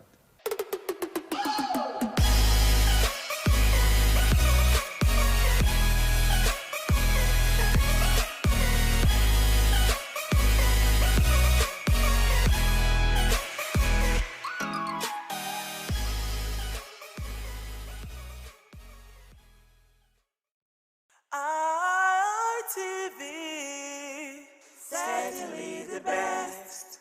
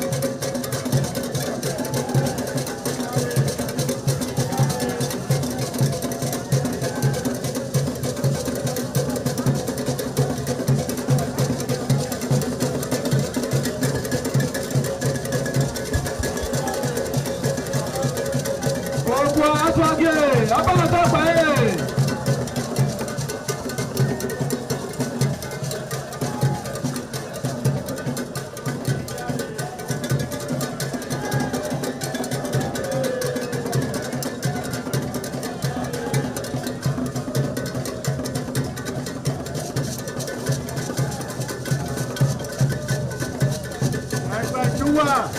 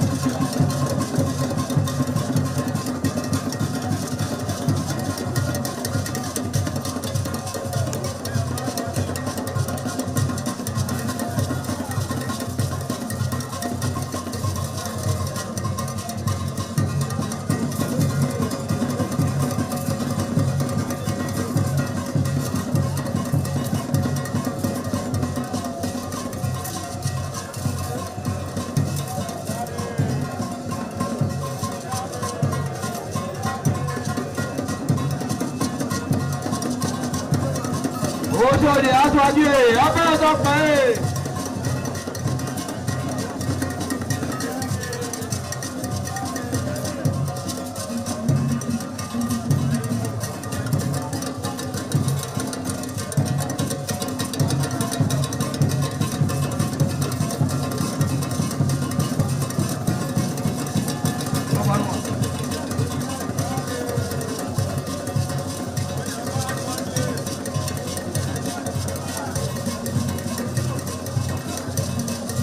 Ayaba aṣáájú ẹ̀ abẹ́rẹ́ tó pẹ́ ẹ̀.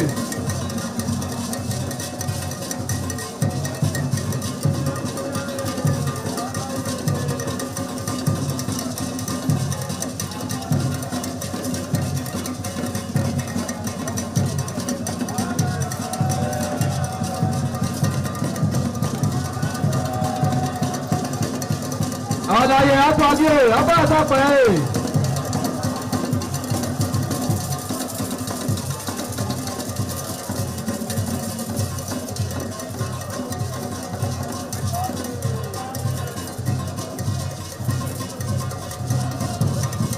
Agbetuwa.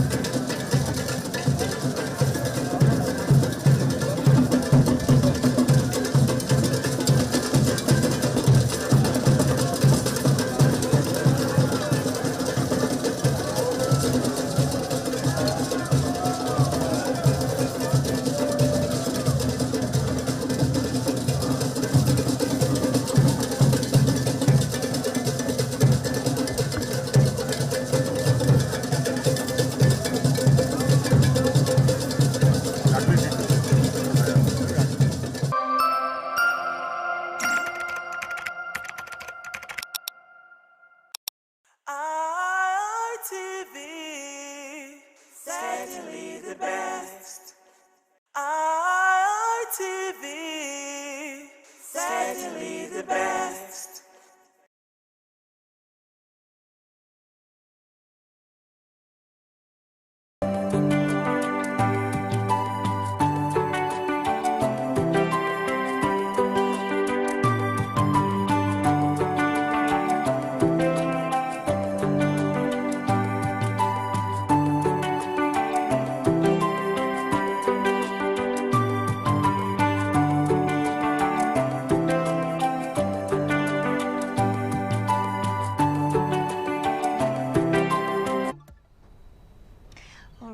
welcome all of my extended viewers.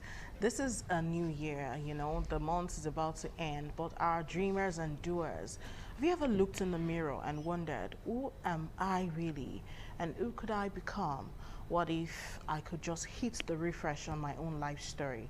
Well, today I will target Reinvent You on Flipside. On this show, we will do our best to move you from being stuck with the person you were yesterday.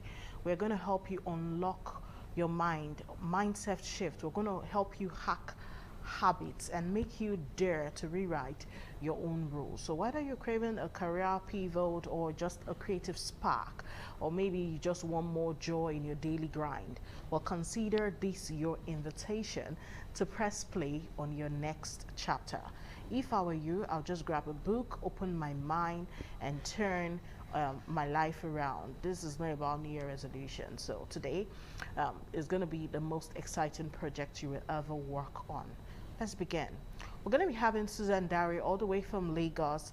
She's a wellness coach and a nutritionist, and she's going to be joining us via Zoom and taking us through this journey on self-development and reinventing. And of course, I'm your host on Flipside today. I'm Daisy Leah Sikidi. It's been a while you saw me on this show, but don't worry, I'm here for you today. Hello, Suzanne. Are you with us now? Good afternoon. Good afternoon. Hi. Happy New Year. It's a pleasure to see you. Gosh, it's been a while. Happy New Year. Yeah. All right, so we're going to just go right into our conversation and reinventing self, becoming a better person. People have gone beyond New Year resolutions. There was a recent research from Google that said the most 90% of the searches that were done this first 2 weeks of January this year on Google was about how to make money online, how to start up a business, and how to live a healthier life. So as regards compared to what it was in 2024, where the major of searches were about New Year resolutions. So people are moving beyond all of these resolutions to reinventing self, becoming a better person. So is it important to rejig one's life from time to time? And what's the biggest myth about personal transformation that people need to stop believing this year? We'll start from there. All right. So the first thing is realizing that you can actually reinvent your life at any point in time. You know, there is no limit or there is no end to growth. There's no end to reinventing your life, picking yourself from wherever it is that you have found yourself. Because there are times where you make certain life decisions that sometimes puts you steps back. But the truth is you can reinvent your life. Now, people have this idea that when you get to a particular age, you know, you can't do anything anymore. People have very funny ideologies about how that, you know, life is only good when you are in your prime or in that young part of your life. But the truth is, whether you are you are 25, whether you are 30, whether you are 35, whether you are 55, you can reinvent your life. Now, the year has started, you know, the whole New Year goals thing, you know, personal assessment, wanting to, you know, hit the things that you have written down. But the truth is this, whether you have it all figured out or not, you can reinvent your life. You can submit yourself to growth. And the truth is this, there is no end to this journey, except you are dead. As long as you are alive, you can pick up yourself from wherever. We have inventors, you know, in our world today who did the same thing at 55. You see, they invented this at 80, at 70, at 65. It's knowing that youthfulness, it's not an age thing. So whether you are 55, you can pick up yourself, you can do anything, you can become anything. The most important thing is that you will submit yourself to growth. You will submit yourself to the work of reinventing yourself. So wherever it is you are right now, in this new year, whether you are at the energy level you used to start the year, whatever, Your dreams are valid, your goals are valid, growth is possible, but you have to be very intentional about seeing to it that you don't give yourself away, you don't give up. You don't tell yourself, oh, it's over, I'm done for. No, you tell yourself this is possible and you will submit yourself to the process. Thank you. So, the biggest myth is putting yourself in that box that you're too old, you know, or the time is not right. I get that. Now, what's the most common obstacle people will face when they're trying to transform their life? And I would want you to also shed light on how they can overcome such obstacles. Okay. Now, one of the biggest obstacles you're going to have is the obstacle of the mind. Now, let me tell you something. Your mind is the gateway to anything you're ever going to become in your life. If you feel like you are not in that space where you can achieve anything, see, even if we give you all the money in the world, people feel like money is what they need to transform their lives. But that's not true. If your mind doesn't align with where you are going to, what you want to become, even if we give you all the money in the world, you still will not achieve those things. So you have to change your pictures. You have to change the things that you see about yourself. You have to change the things that you say about yourself. You have to tell yourself that this is possible. So one obstacle you are going to face is your pictures, your vision, your mind. Those limiting thoughts, those self-sabotaging thoughts that tell you are too old for this. Oh, maybe you tried last year. If one of the things you're going to face this year is the failure of last year goals, that tells you that maybe you tried last year, you tried your best, but nothing came out of it. Maybe you even wrote 10 goals down, you only achieved 1. And then it becomes discouraging where you just tell yourself, this thing is not possible. Let me just rest. But you see, no matter what happened last year, a new year gives you another opportunity to start again. So every day you wake up, no matter the failure you saw yesterday or last year or last month or last week, you have the opportunity to start again. Because if you don't deal with those self-sabotaging beliefs, those self-sabotaging thoughts, those things that want to keep you captive, you will try and try and try. You won't achieve the things you have set for yourself. So you have to tell yourself, no matter where I am right now, it is possible. You need to change your mind, because if you don't change your pictures, money won't save you. Because people have that idea that I need capital, I need money, I need resources. But you see, you will shrink what you have to the degree of your thoughts. You will shrink what you have to the degree your mind can carry. So if your mind can carry those big pictures, if your mind can carry the things that you truly want to see, even if we give you all the resources, it will crash. It is why you see people who win lotteries. They just hit one jackpot of 10 million, 20 million. And in another 1 year, they are poor again. They are broke again. Because their pictures, their thoughts can't carry what they have achieved. So even if we put you in a pool of money, if your thoughts and your mind and those beliefs about yourself doesn't change, nothing will happen. So one of the issues you're going to deal with this year is change your mind, change your thoughts. See yourself as you want to become. So this year, oh, I want to 10x my resources. Oh, I want to get this. I want to work in this kind of place. You need to carry yourself like someone who's going to work there. With the way you currently talk, with the way you currently walk, with the way you currently think, do you think you have the ability to become that person? If you keep thinking like this, if you keep talking like this, if you keep acting like this, so if you don't change your thoughts, change how you see yourself, change how you carry yourself, nothing will change. All right, a very big thank you to you, Suzanne. We're still on this conversation, but we are going to go on a break right now. When we come back, we have several more questions to ask you, so please just stay with us. We'll be back.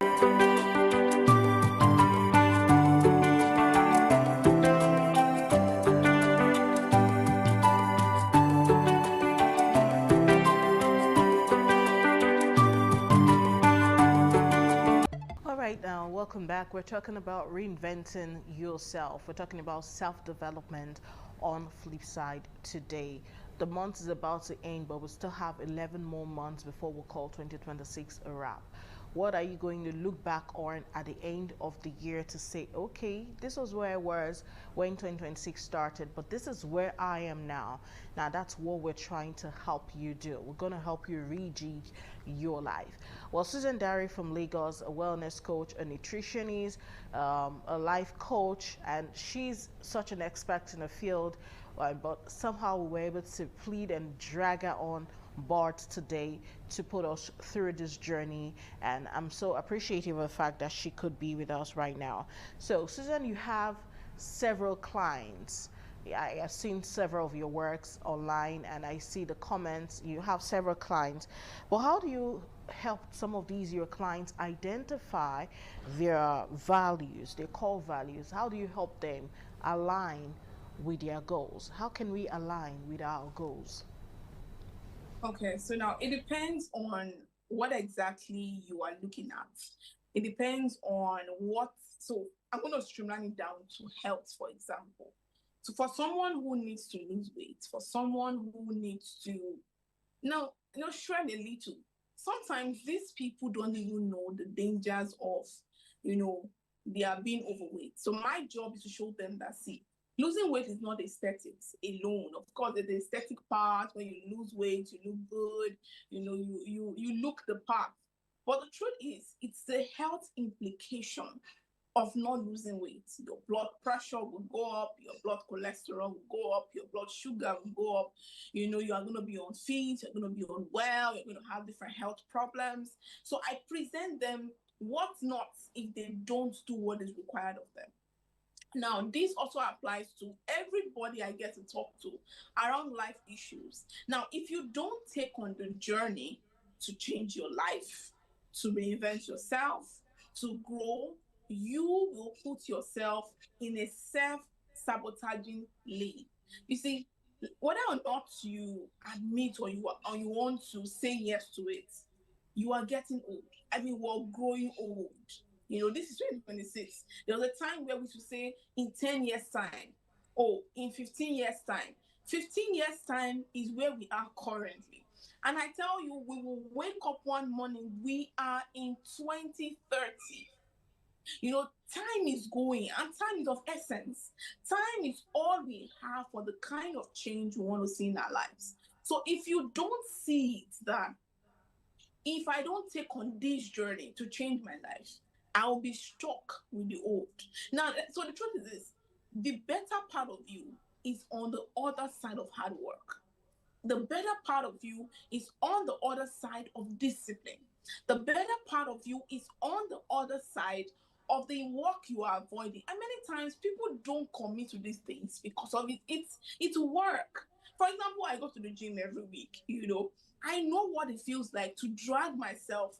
My gym is not close to my house, but I have to go. I have to show up. The pain and the body pain, everything, because I know it's my health. You see, that's hard work. So you don't see me to say, Susan, you look good. I love how you look. It did not come by chance. The growth you seek, the progress you seek doesn't come by chance. It is on the other side of hard work. You have to commit yourself to the growth process. So if you don't see it as, my life depends on this, I need to make progress, I need to grow, I need to be better, I need to leave the level I am, you will not see what will happen if you give yourself to it. Why not tell yourself in 2026, I'm going to give myself 6 months. 6 months to turn my finances around. I'm going to give myself 6 months. 6 months to change my health. I'm going to give myself 6 months. 6 months to become a better person. You see, it doesn't happen by chance. You have to be intentional about that process, knowing that it will not fall on your lap. Growth is painful. Growth is boring.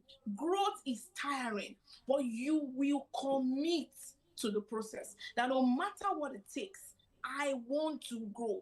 and you will give yourself to the discipline, you give yourself to the hard work, you give yourself to the night of reading, the night of studying, the courses you have to take, the people you have to meet, the conferences you have to go for, the classes you have to go for. The growth you seek is not going to fall on your lap. Oh, I want to be this person. Oh, I want to be that person. You have to commit to it. It's a woe you will become now and in June is on the other side of hard work and discipline. So let me wrap. And that decision is yours to make. So if you want to become the person you say you want to be in June, you have to now give yourself to the work it requires. Yeah. All right, that's so beautiful, and that's a lot. I feel spoken to, but I would also want you to give some tips before we go for a second break, some practical tips on how we can begin to set out those journeys and, you know, start this personal transformation journey. We have made the decision now that within 6 months we're going to change our lives. We're going to be healthier persons. We're going to weigh a certain kg. We're going to make a certain sum. We're going to start a channel. We're going to do this. We're going to go back to school. But what are some extra practical tips that we need beyond just being motivated to get this done, if you can share? So number one is realizing that you will do everything required of you. It's not sweet. It's not interesting, because people, people sometimes want it easier, and it doesn't come easier, because you are in a world where you will have different distractions, you will have oppositions. Let's not talk about the people that we think, why do you think you should be here? People who think that you are not qualified for this. People will discourage you. You know, you have to prepare your heart for the discouragement. Some people will discourage you. Some people will tell you, you too do jare. Must you do this one? Must you go to the gym? Must you get this one? Must you do that? You know, there will be people who will discourage you. And those are the things you have to be ready to face. Face and fight discouragement. Face and fight opposition. Face and fight your own self. Because sometimes you are your own problem.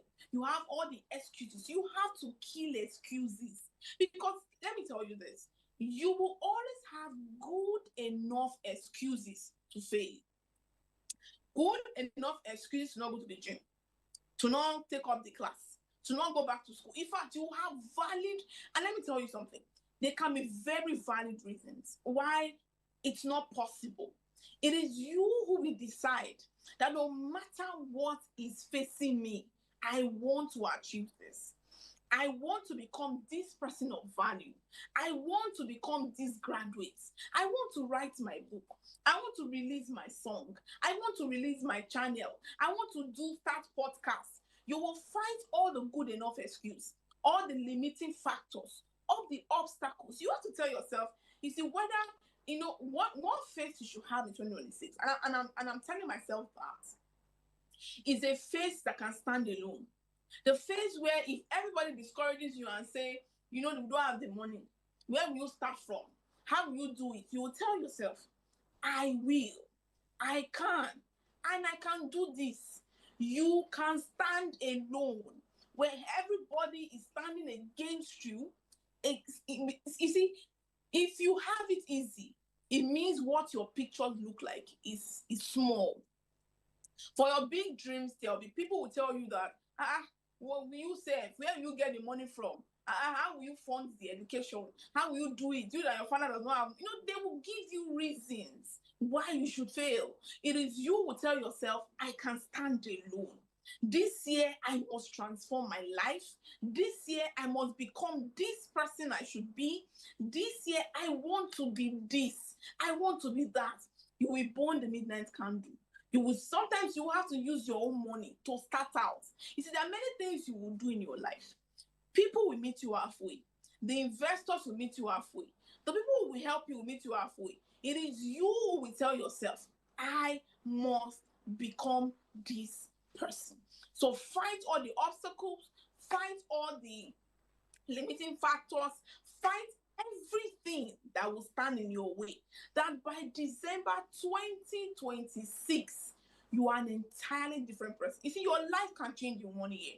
I am a proponent, and I believe strongly that you can become an entirely different person, stronger, better, more equipped, more intelligent, more richer. You can be everything you have envisioned and dreamed in 1 year. All it takes is you telling yourself, I will give myself to the process of growth. That change is possible. Trust me, it is. On the show, you need to believe in yourself, and then you begin to make the steps, the necessary sacrifice that is needed to achieve that goal. Nothing good comes free, nothing good comes easy. So are you ready to pay the price? All right, well, if you're not ready to pay the price, this conversation is not for you. But for those who are tired of where they are, those who are feeling stuck, who want to leave a particular level they've been in a long time, those who have not attained the level they desire, and they're like, okay, I did say in this year to this year I'll be here, and they're not there. This conversation is for people like that are ready to take a leap from where they are to where they should be. But we're going to go on a break on Flipside. We'll be back shortly, so stay tuned.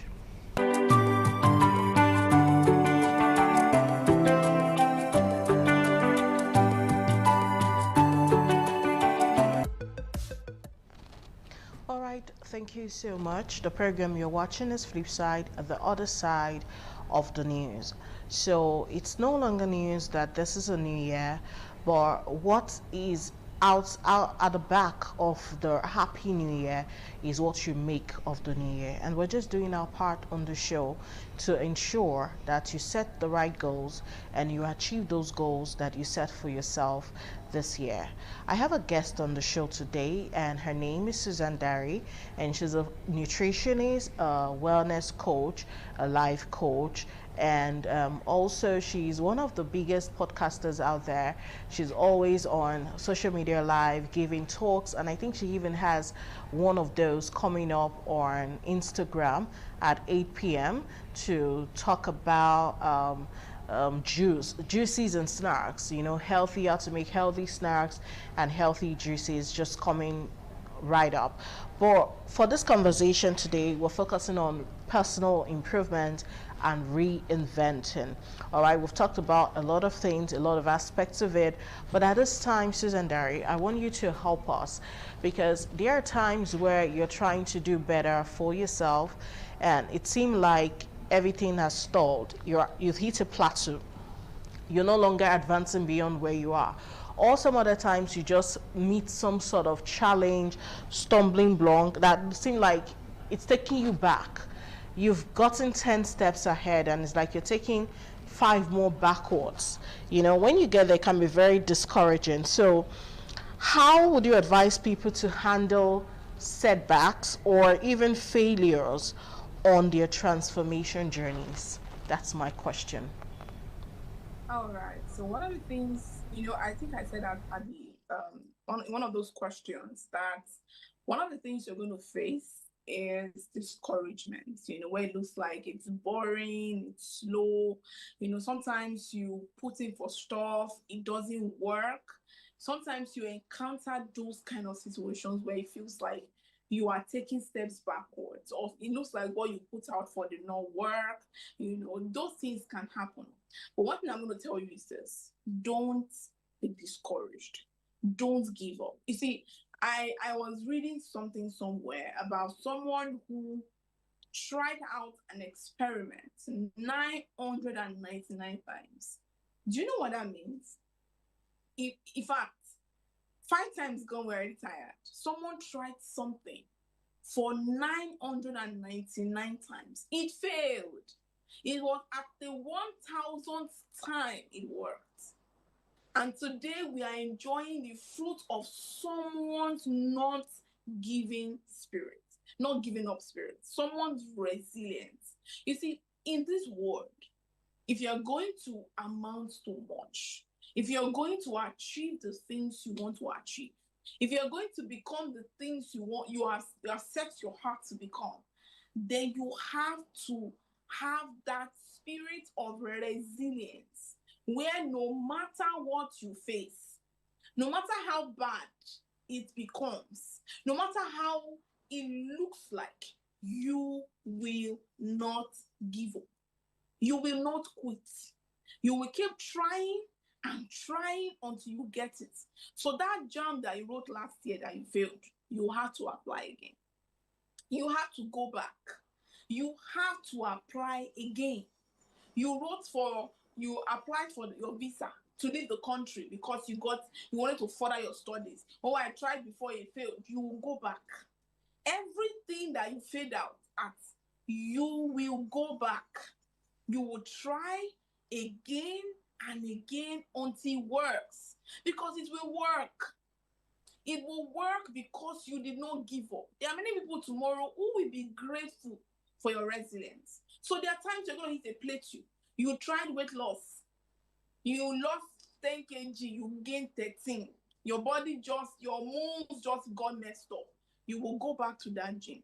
You will sign up again and you will do it again. You see, you have to have that spirit that will always bounce back. No matter how bad it goes, no matter how it goes, you will tell yourself, I will not quit. I will not give up. You will go over and over again until it works. That is where you see the progress. Do not be discouraged. Go back again. Try again. Do it again until it works. Yeah. Beautiful. All right, now let's talk about accountability. Now, what is the importance of accountability in personal transformation, and how can people build it into their journey? All right. So in your journey, you will need people that will hold you accountable. You need accountability partners. You need mentors. You know, one of the things I would advise is when you are starting out a thing, go and have conversations with people who had it work. Now, you don't want to be in that place where you are talking. So this is the problem. You want to build a duplex. You don't talk to someone who has a hut or who has a bungalow. What you want to do, he has not attempted it. So most likely he may tell you, well, this thing you want to do is too much or it's too big, or do you have the money? Do you understand? When you want to build a duplex, you talk to people who have built a skyscraper. You talk to people whose mind are stretched. You need 5 million for your business. You can't be talking to someone who has not made 100,000. Your mental frequency is not the same. So when it comes to accountability, you have to talk to someone who has gone through that road and has succeeded. That is the only way you will not face a certain kind of discouragement. So you need people that will remind you, have you gone to the gym today? People that will tell you, what are you doing for your business this week? People that will tell you, so how do you want to push what you are currently doing? People that will tell you, okay, so what's the plan? So what do you want to do? How do you want to go about it? You can't talk to small minds with their big visions. They will crumble it. So when you are selecting accountability partners or people who will hold you accountable, ensure that you are working with people who have done what you have done and have succeeded. People whose minds are not tinted with failure. Because there are people who have tried what you want to do, they failed. And somehow they got stuck. They did not move forward, but they move past it because their mind got stuck in failure. And so if you are going to succeed, you have to tell yourself that no matter who has failed on this road, I will go through it and I will do well. And I will succeed and I will get the result that I'm looking for. So no matter what you're going through, have people that hold you accountable. And be sure that there are people who don't have small minds. People who will hold you to see that what you have written, what you have planned comes to pass. So you need accountability. You can't do it alone. You need people who will ensure, who will hold you, will pray for you, will support you, will encourage you. People who will make sure you don't quit. That if you say, I will not do it again, they will say, no, wait, we will not agree. They will make sure the things you are set your heart to do, you are able to accomplish them. I have about 2 more questions before we'll go, basically. And the first one is, okay, I heard someone talk about digital detox. I don't know if you've heard that word before, but that was the first time I was hearing it. We live in a digital era. People are making so much money with this digital era thing. The AI, people online, they're making things. But how do we handle these constant distractions that are also online? You know, you can say, let me just check someone on one of those social media platforms, say let's use TikTok for example, and then you see the video and about 3 more pops up, and then you just start scrolling. Before you check it, you've spent an hour 30 minutes laughing and giggling and getting nothing done. So how can we deal with, silence the noise of the whole digital distraction, and what are the daily, should I say, non-negotiable habits we should have? Maybe that will help. What are the non-negotiable habits we should imbibe in achieving all of this, should I say, results, to have mental clarity, to get our focus in check in this era of distractions? Okay. You see, the truth is, these distractions will not leave. In fact, we live in a world now where sometimes you don't even know which one is AI and what is real. So you'll see all kinds of things pop up on your screen. In fact, the media was designed to distract you. They are making their money. So if you say, what then they should ban, they are all money-making channels. The person who made those blogs is making money from it. You are just the one who doesn't know how to manage your time. You're just the one who doesn't know how to maximize your own life to make sure that their distractions doesn't come in the way.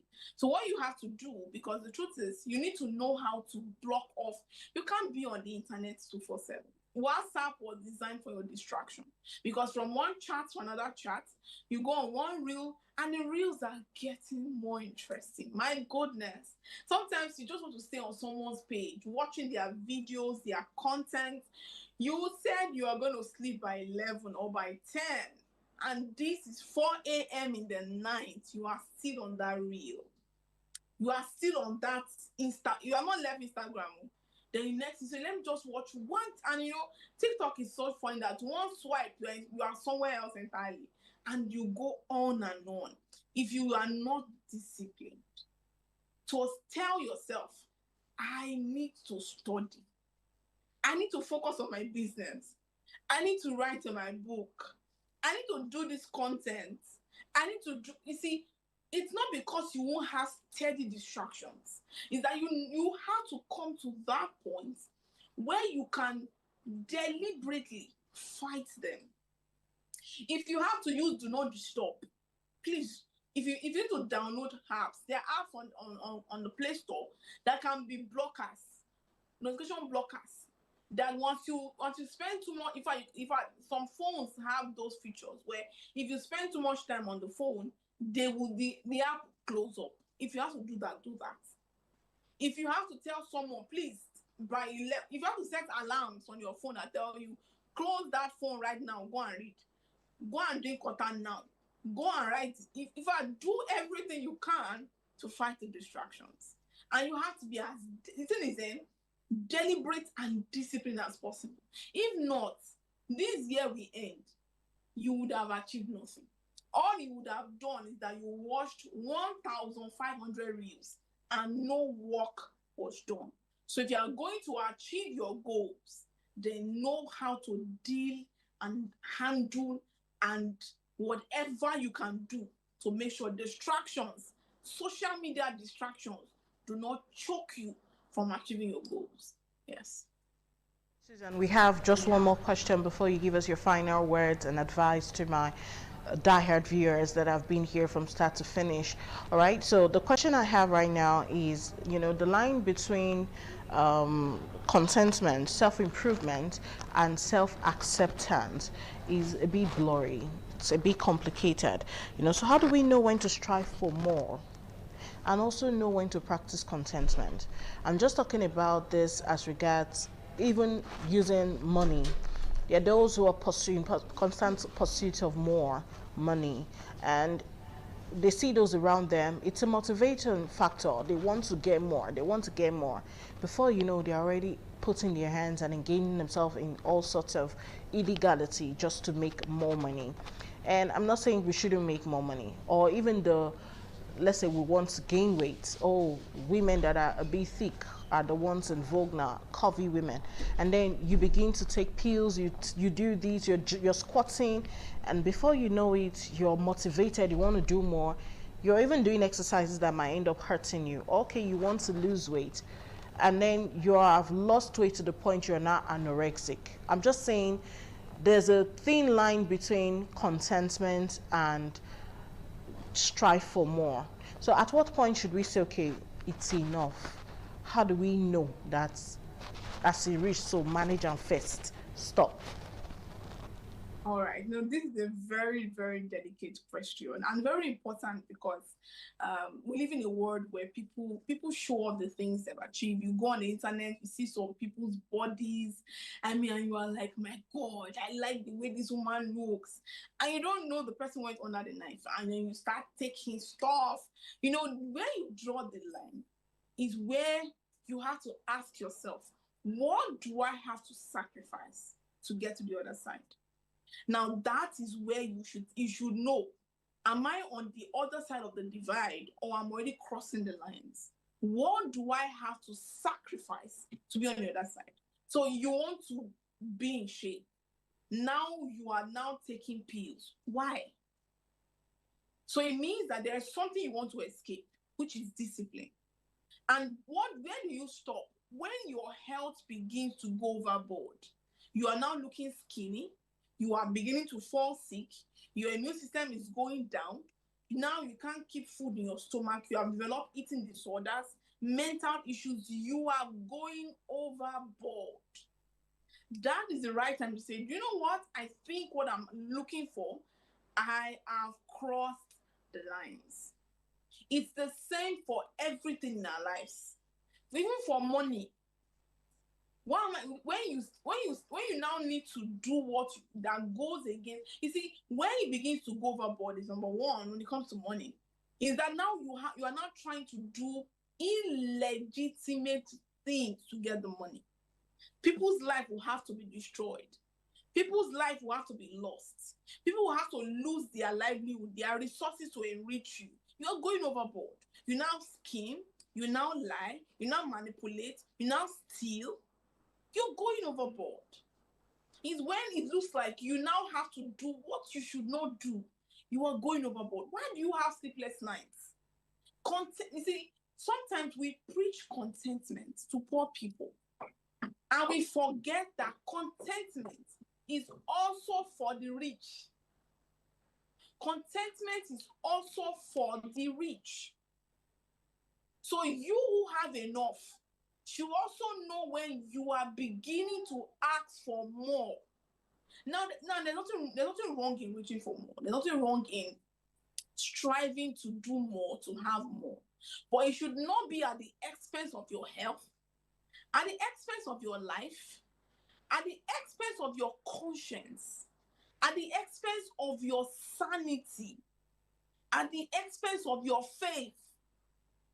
When you have to sacrifice every moral, spiritual, mental, health compass to achieve the thing you want to do, you have crossed the line.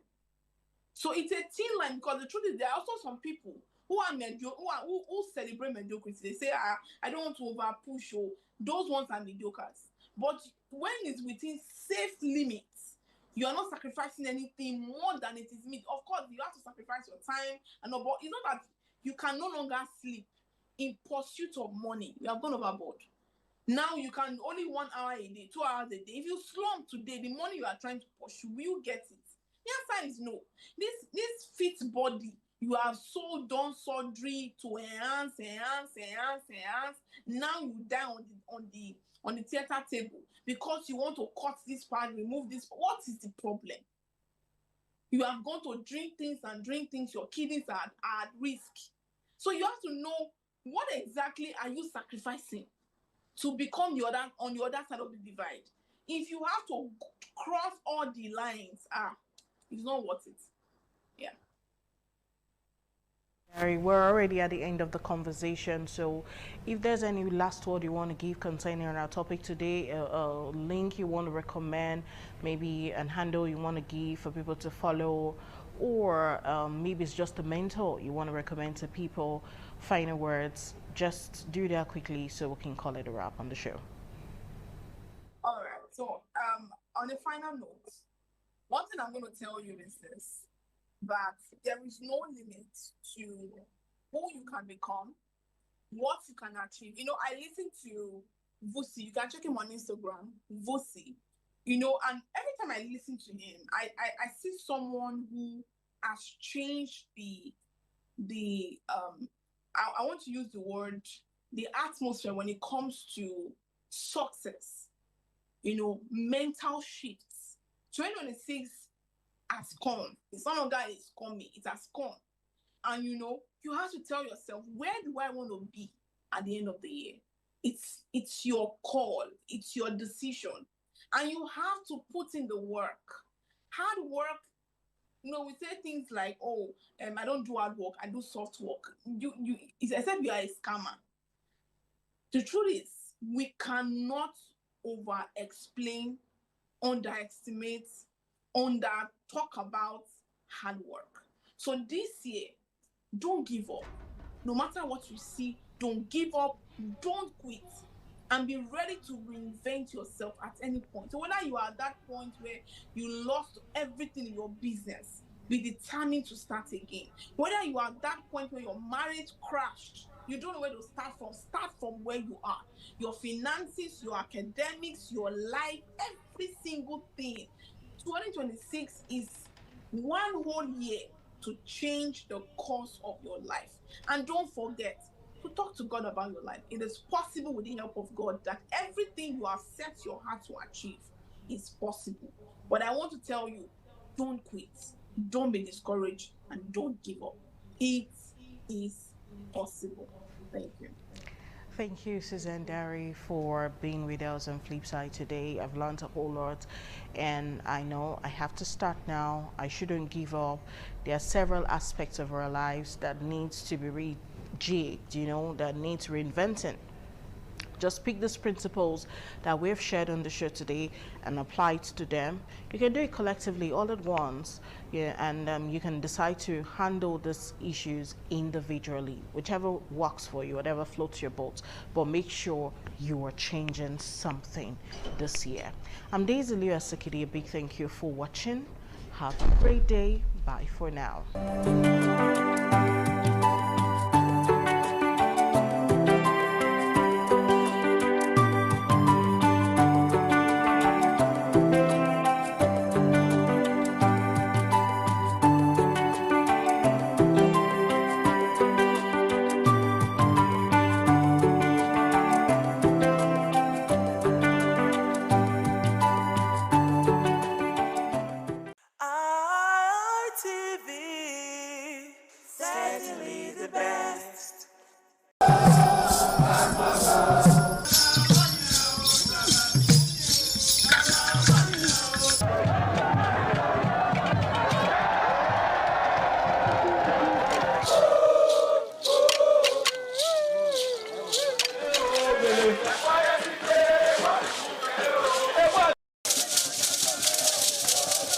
In the evening of the initiation day, all the newly initiated Edion danced to the residents of the Edion Way and also visited some homes of the various senior elders, where Chief Elder Gbede Onwonse was very conspicuous, especially at the country home of Sir Chief Dr. Gabriel Osaro Igbenedion with his family on the night of the initiation.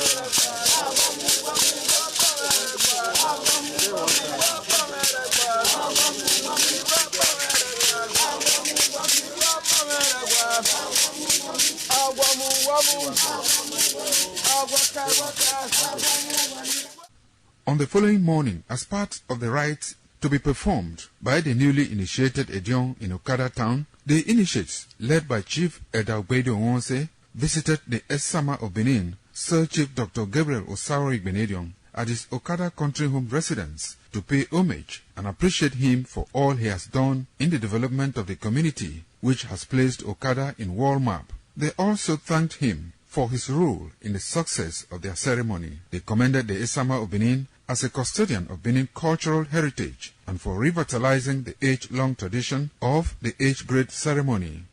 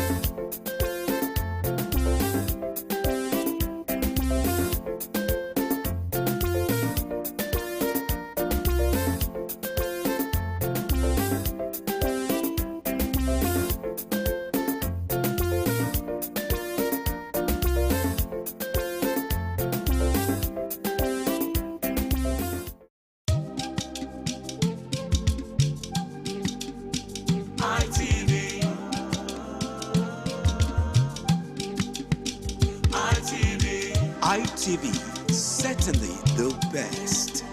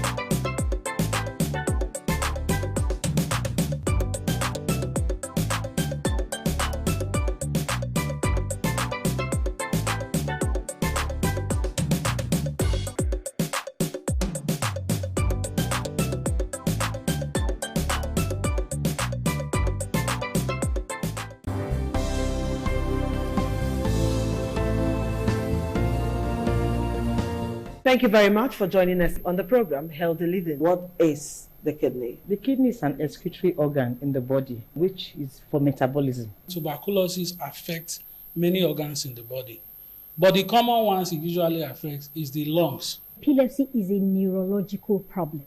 Okay. It is an injury in the brain, which causes someone to begin to convulse, to go into fits. It is curable, but the cure is a long-term thing. If you eat well and avoid those risk factors that will make your immunity to be down, then the risk of contracting tuberculosis will be reduced. If you're healthy, then you're wealthy.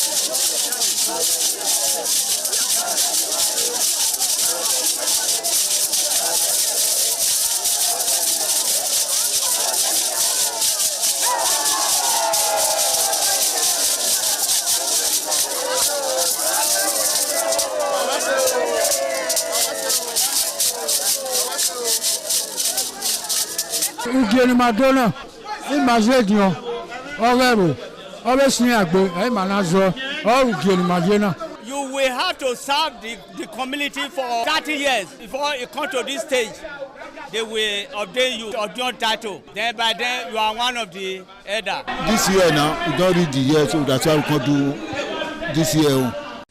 Historically, joining the Elders Council, an individual must have reached a certain age and must have made significant contributions to the community through leadership, service, or other meaningful ways. There was jubilation in the community as sons and daughters of Okada, both at home and in the diaspora, trooped out to be part of the ceremony, with various homes of the initiates agog with festivities. Friends and well-wishers of those initiated into the Elders Council jubilated at the Ogwedion after performing all traditional rites. The elders, known as Edion, in company with their loved ones, danced to their various homes where guests and family members were entertained.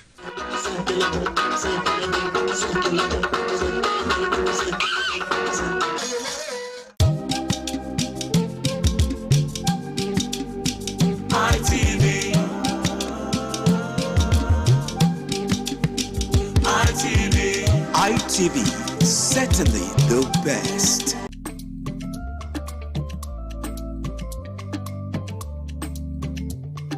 The man went out to bring in thugs to come and beat her. Yeah. In a situation like that, do you think women would have seen that and still want to speak? Really, we're talking That's about. what I said. So So, that's- when they bullied her, Yeah. if she's not bold enough, she will shut up. What is your advice for girls out there that are so desperate to be married? We women, we have to be really intentional about our parenting. If you know a child is being abused, or you see signs, a bruise or a child, it has to be investigated. People barely even breathe when they are going for a shrebi and something. You have to be They can't smart. sit If down. you see where they are dressing them or are dragging on both sides, you cannot.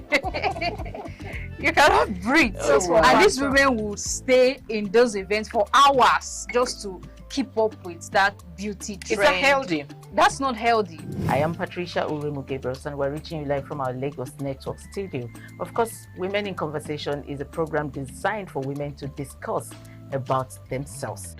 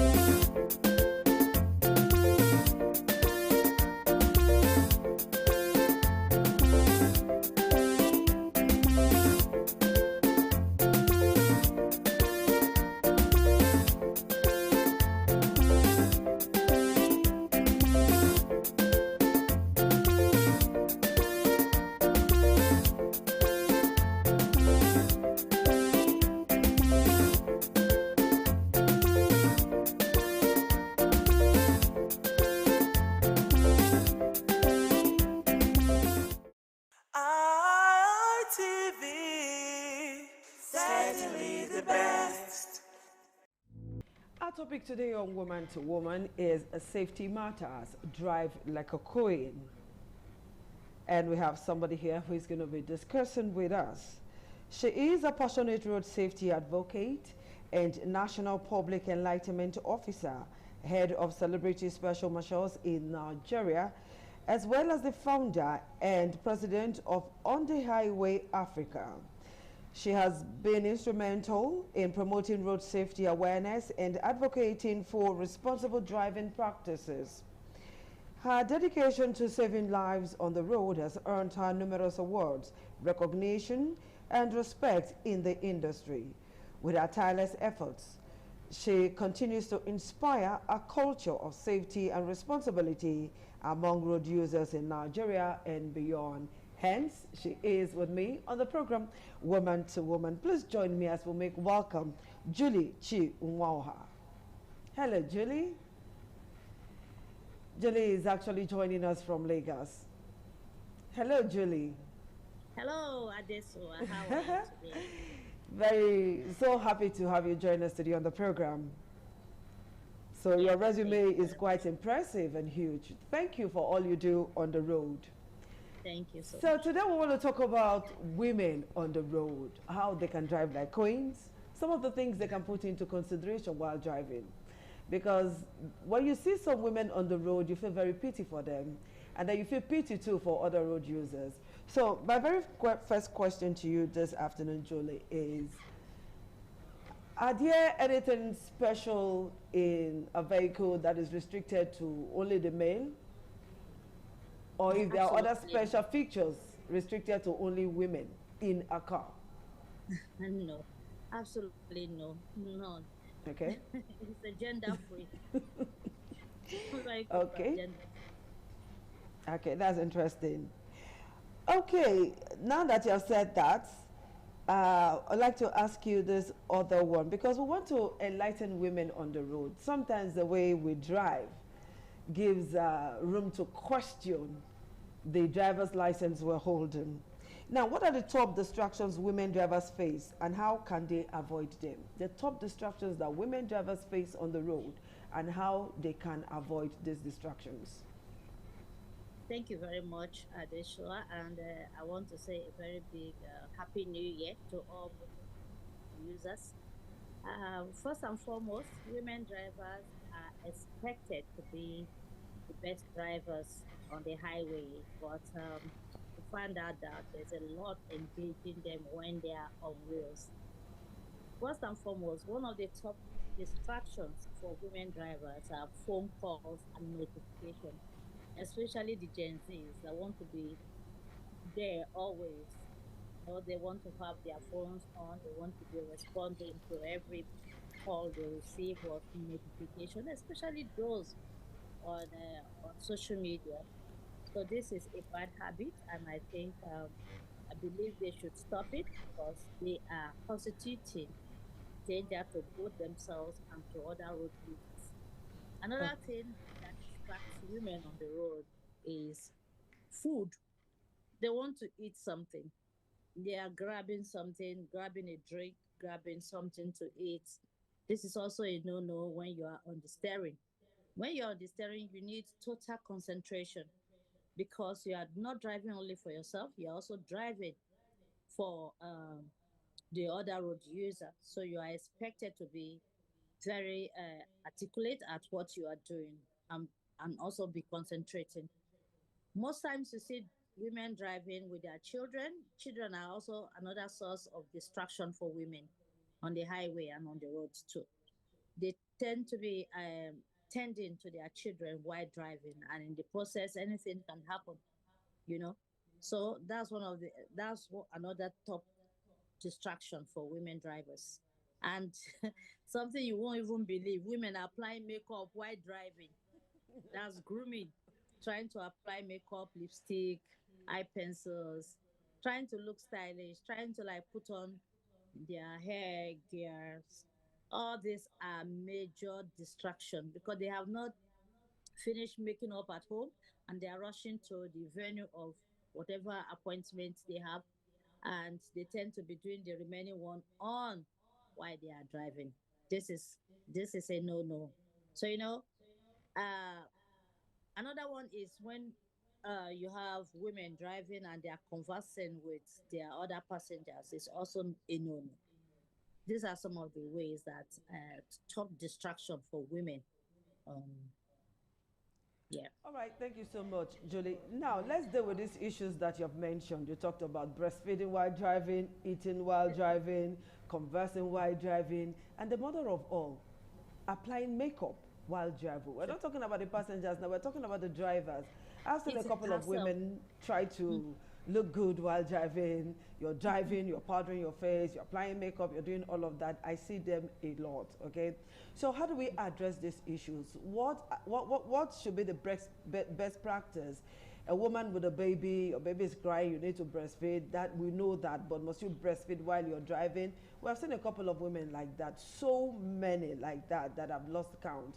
They do that nearly every morning when they are rushing out or rushing to do school runs. So what should be the best practice when a woman is driving and you have the urge to make your face up, to breastfeed your child, to eat while you're driving, and you see that one of conversing, that parliament that is usually held inside a car, that one is crazy. So how do we address these issues? Women drivers to pull over. They can pull over to the side of the road, especially a safe shoulder of the road to touch up your face, or to eat, or to breastfeed your baby, especially if the baby is crying. It's better for you to be safe and to be late to where you are going than to be late. That is one of the most essential for you as a mother, because you're also supposed to be protecting the people around you. Protect yourself, protect your baby, and protect the other road user. So that common practice of breastfeeding should stop. It's a total distraction for you as a mother, because if you are breastfeeding your baby, you'll be distracted, and you are also an accident waiting to happen. So the best you can do is, it won't take you time. It's just like a couple of some minutes, maybe 4 to 5, and you are done.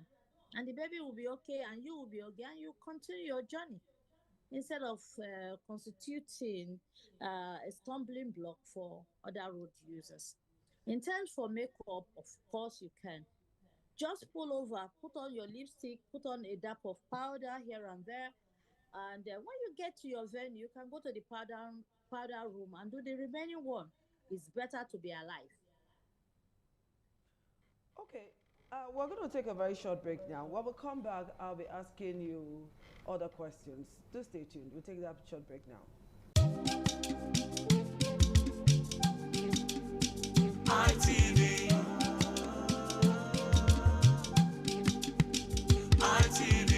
ITV, certainly the best. All right, thank you very much for staying tuned to the program Woman to Woman on Independent Television. And we are talking with Julie Chi Nwoha, a passionate road safety advocate and National Public Enlightenment Officer and head of Celebrity Special Marshals in Nigeria, as well as the founder and president of On the Highway Africa. And she has done so much to save lives on the road. And she's joining us from Lagos State.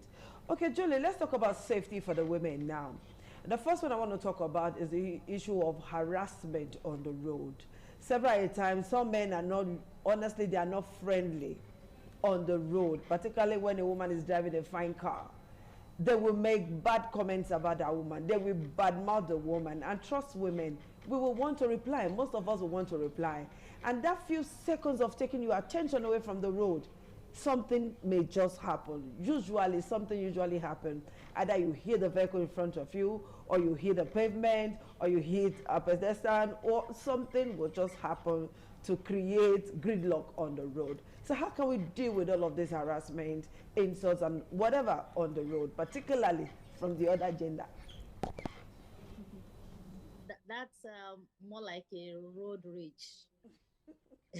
You know, trying to have a fight on the road. When you are driving, expect anything, and you should, as a woman, be very tolerant of everyone on the highway, on the road, when you drive. So I would like to advise my fellow women when they drive that when you have such kind of distraction, you do all you can to make sure that you control yourself. It has to do with control. It has to do with you being able to hold your grievance or anything that can distract you while you are driving, because you have a focus, and the focus is the destination of where you are going to. You don't look at any other one. It's even a distraction to your destination.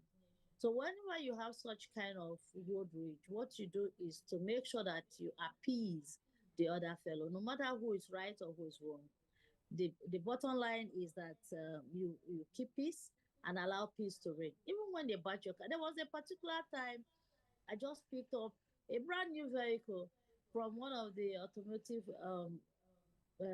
dealers in Lagos. We were just driving out right outside of that gate. A man bashed the vehicle, brand new, tear rubber. We were just driving out. The vehicle doesn't even have a number yet. We were yet to fix a number. and he bashed us.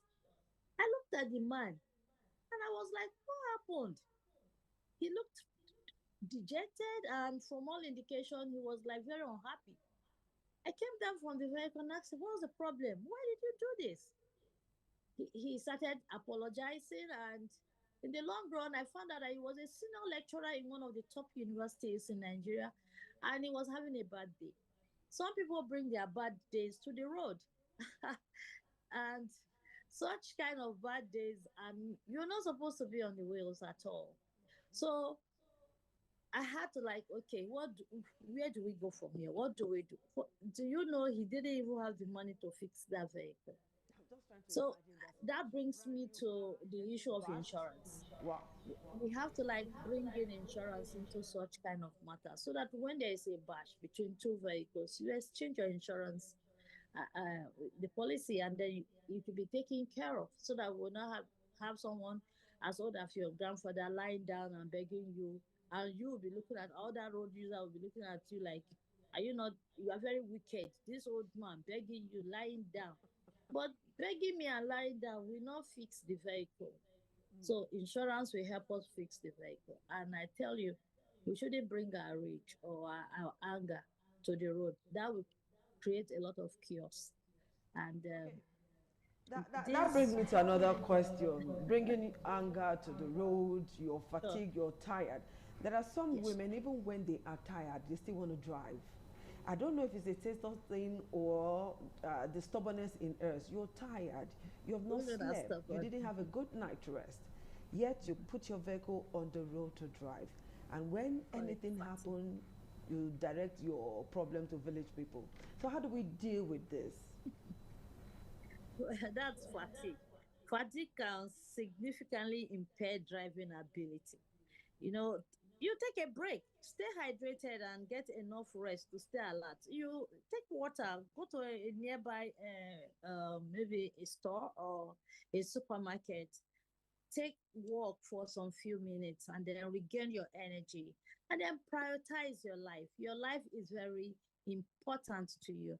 As a woman, as a man, as anyone that is standing behind the wheels on the highway, it is very necessary and very important that you put your life first, because it is when you are alive that you can drive. Woman to woman, I'm not trying to draw you back, but I want to look at the position of the law. A woman who is driving and breastfeeding at the same time, driving with a child on her laps. It's not as if men don't do it, they do it. I see a lot of men who do that, but I'm particularly concerned about the women, because sometimes we may not be that fast to react to situation, because of that fear, that shock and all of that. Once an accident happens, the first thing a woman does is to scream, like those of you in Lagos, Mogbe, that kind of a thing, and those of us in Benin here, So maybe because a woman will not be able to react very fast, those that carry babies on their lap, those who breastfeed, those who eat, in a bid to pick something from where you kept your food, just that few minutes of taking your eyes off the road, anything stupid can just happen. What is the position of the law on this issue? You are not expected, the law stated it clearly, you are not expected to eat or drink or be distracted on the road while you are driving. Driving needs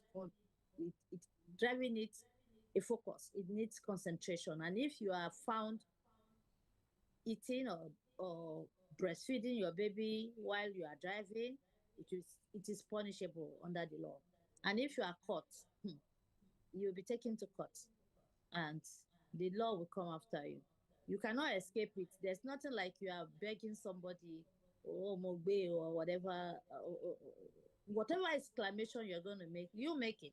But after your exclamation, you will still be taken to court for interrogation, and the law is going to come after you, and you will be either fined or, depending on the weight of what has happened, you may be going to prison for it.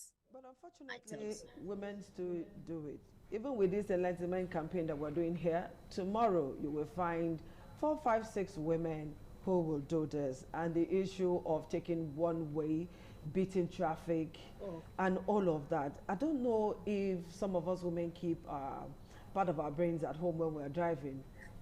If somebody beats traffic, it's a woman. And there are some group of women who will stand right there in the middle of the road, buying stuff from the road. And when you talk, is a problem. How do we deal with this? How do we sensitize women? How do we get into their heads to let them know that many of these things are wrong, particularly if the woman is driving a fine car and that person is a Gen Z, believing that any traffic officers that come should be able to just stretch our hands and that will be okay? I tell you, women are they are what would I call? I'm a woman, it's a special being. We are all special beings. We want to do all our shopping while we are sitting down on the steering. We want to buy meat, soup, everything, vegetable. And we're not even prepared to park, some of us, not all of us.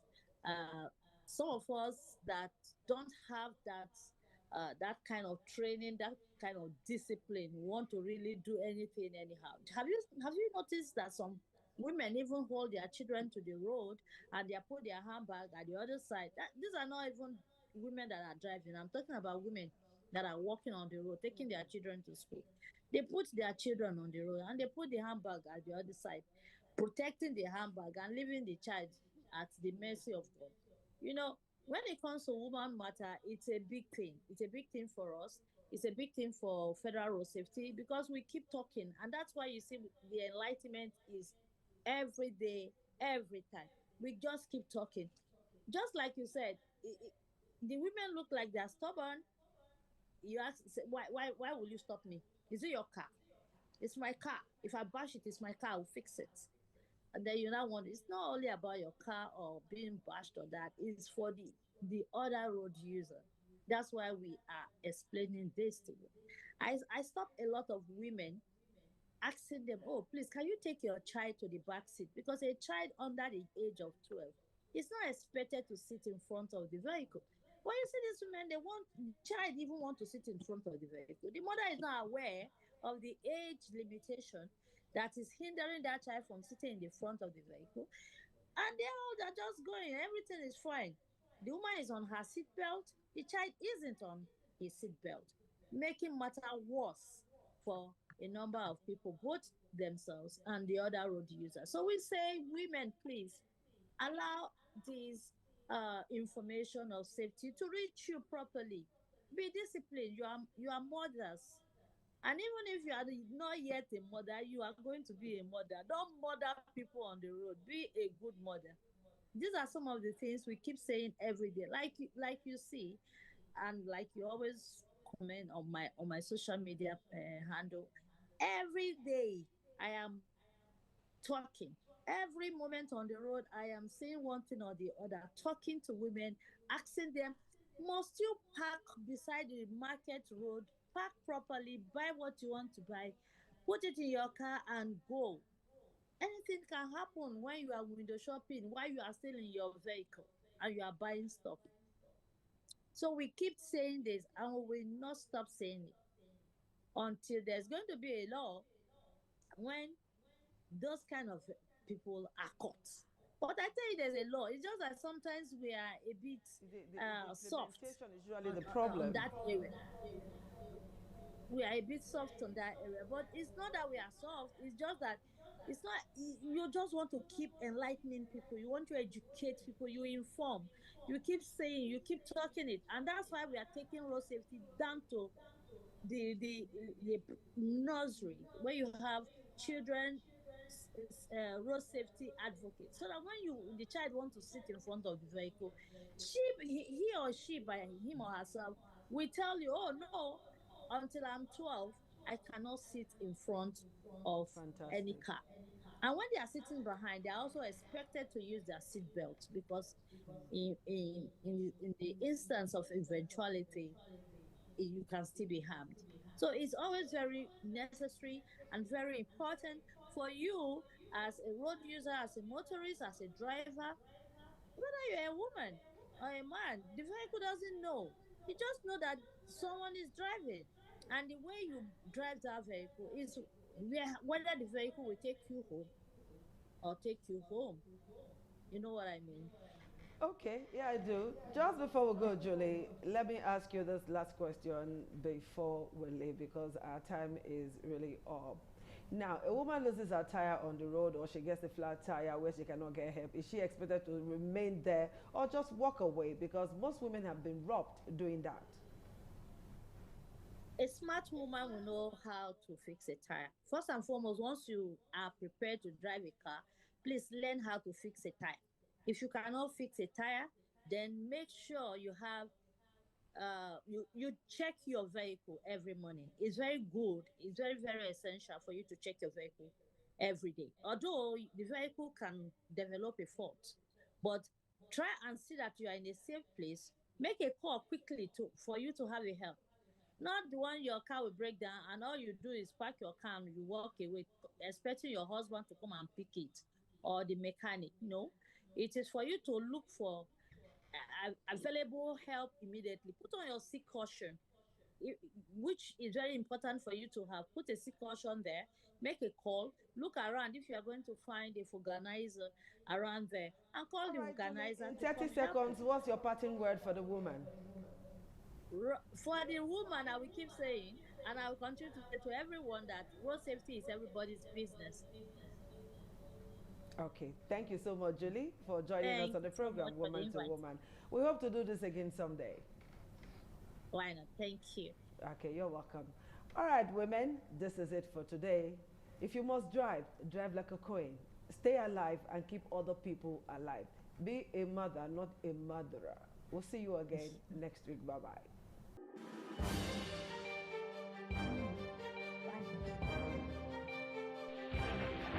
This is ITV. Certainly the best. ITV. Certainly the best.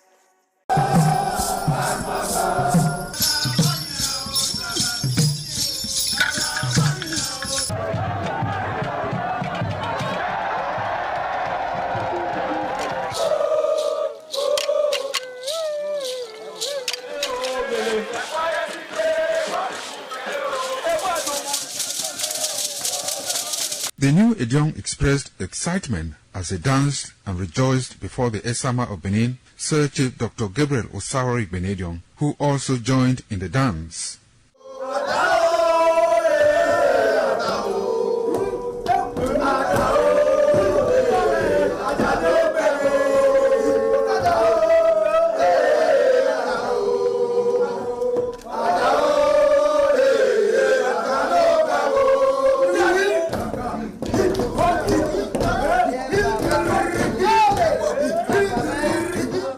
As visiting and paying of homage to various homes of senior elders continued, the initiates spent 7 days performing diverse kinds of rites as required by tradition. They were furnished with rules and regulations regarding their new office as Edion. That I grew up in this community to the point that they have now also chosen me as an elder in this community. It's a thing of great joy.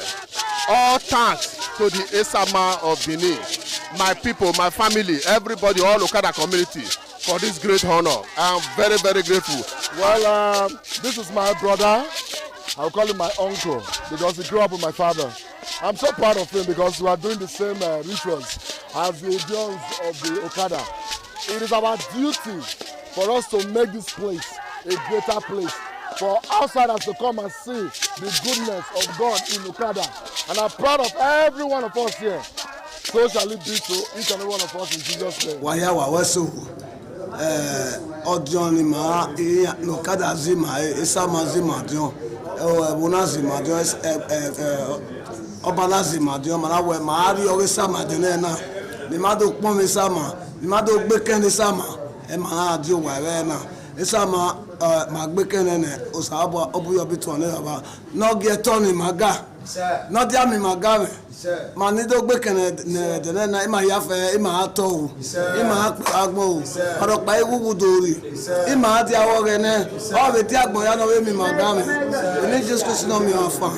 In this summer, in our father's house, in respect of our initiation to elders Edion level, as tradition demands, we are here today to come and also pay our homage to him, for him to also pray for us, for long life and prosperity. The climax, after 7 days, was paying of homage again to the Odion Way, where he gave the initiates the full rights to function and to henceforth participate in meetings with Edion.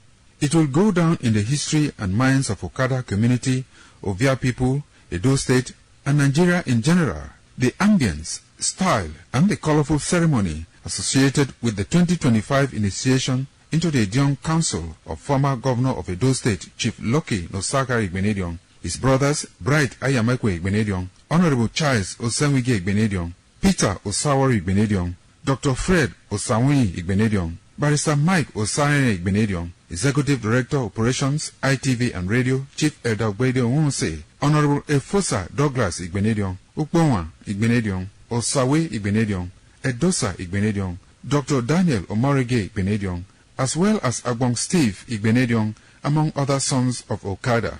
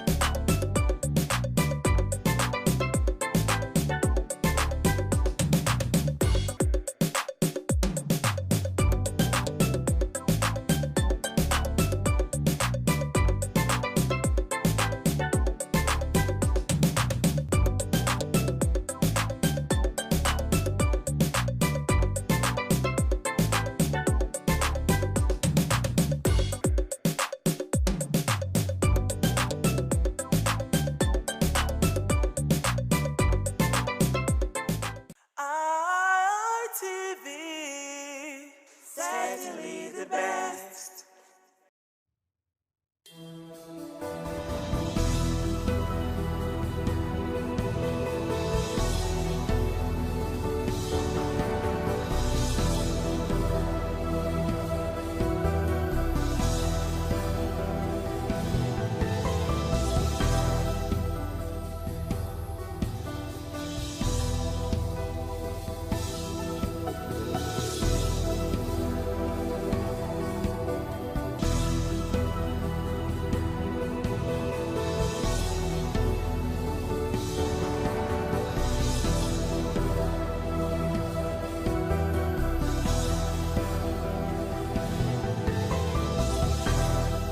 And welcome. This is Business 360 right here on Independent Television. I am Anuluwapo Stevens. Now, on this edition, we kickstart by letting you know that ATM withdrawals surged to 36.3 trillion naira despite higher charges, CBN data show. So, cash withdrawals through automated teller machines, that's the ATM, surged sharply in the first half of 2025, underscoring Nigeria's continued dependence on physical cash, even after the Central Bank of Nigeria raised ATM charges. CBN data shows that Nigerians withdrew 36.34 trillion naira from ATMs between January and June 2025. Almost 3 times the 12.21 trillion naira recorded in the same period last year. The increase came despite a revised fee regime introduced in March aimed at discouraging excessive cash usage. The rise was not limited to value alone. Transaction volumes climbed to 858.8 million withdrawals in the 6-month period, compared with 496.47 million a year earlier, an increase of nearly 73%. The figures show that higher charges had little effect on how frequently Nigerians accessed cash. Under the new CBN framework, customers withdrawing from another bank's ATM now pay 100 naira for every 20,000 naira withdrawn, while off-site ATMs attract additional charges of up to 500 naira per transaction. The Apex Bank said the review was driven by rising operational costs and the need to improve ATM efficiency. Now, despite the higher cost, withdrawals accelerated quarter by quarter. In the first quarter of 2025, ATM withdrawals totaled 15.97 trillion naira, nearly triple the 5.46 trillion naira recorded in the same quarter of 2024. The momentum strengthened further in the second quarter when withdrawals rose to 20.36 trillion naira compared with 6.75 trillion naira a year earlier. While monthly data show a steady climb across the period, withdrawals rose from 4.81 trillion naira in January to 5.4 trillion naira in February and 5.76 trillion naira in March.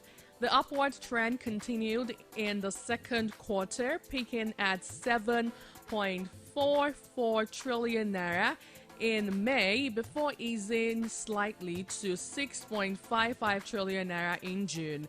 The sustained demand for cash has drawn criticism from labor unions, consumer groups, and some industry stakeholders. The Trade Union Congress described the fee hike as exploitative, while the Social Economic Rights and Accountability Project challenged the policy in court, arguing that it places an unfair burden on low-income earners.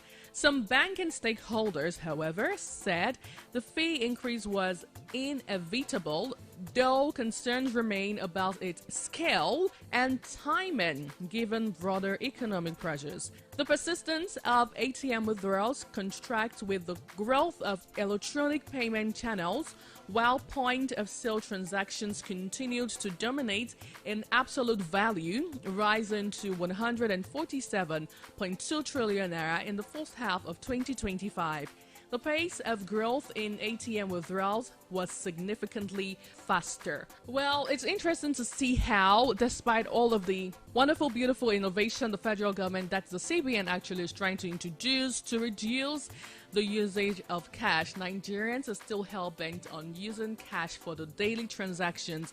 Let's not forget we have that village woman in your community who has little or no idea of how the digital world really operates. So I guess that's one of the major reasons why we still have the monies churning in as regards cash transaction and cash transfers. Well, away from that, the federal government allocates below 1% of 2026 budget to fight poverty. Now, the federal government plans to spend about 206.5 billion naira on poverty alleviation-related projects in the 2026 budget, an amount that represents far below 1% of the total 58.47 trillion naira spending proposal submitted to the National Assembly. A review of project-level data from the 2026 appropriation bill shows that all items directly targeted to poverty alleviation across ministries, departments, and agencies, as well as the service-wide votes, add up to 206.5 billion naira, when measured against the proposed total budget of 58.47 trillion naira. So this translates to about 0.35% of overall federal spending for the year, when compared with the capital budget of 23.21 trillion naira. The poverty-related envelope represents roughly 0.89%. The bulk of this allocation comes from the service-wide vote, where two major recurrent provisions under the National Poverty Reduction with Growth Strategy dominate the figures. The first is the National Poverty Reduction with Growth Strategy on the federal government's commitment, including NSIP upscaling with a provision of 100 billion naira, while the second is the NPRGS recurrent allocation of another 100 billion naira. Together, they account for 200 billion naira, which is over 96% of the entire poverty alleviation envelope for 2026.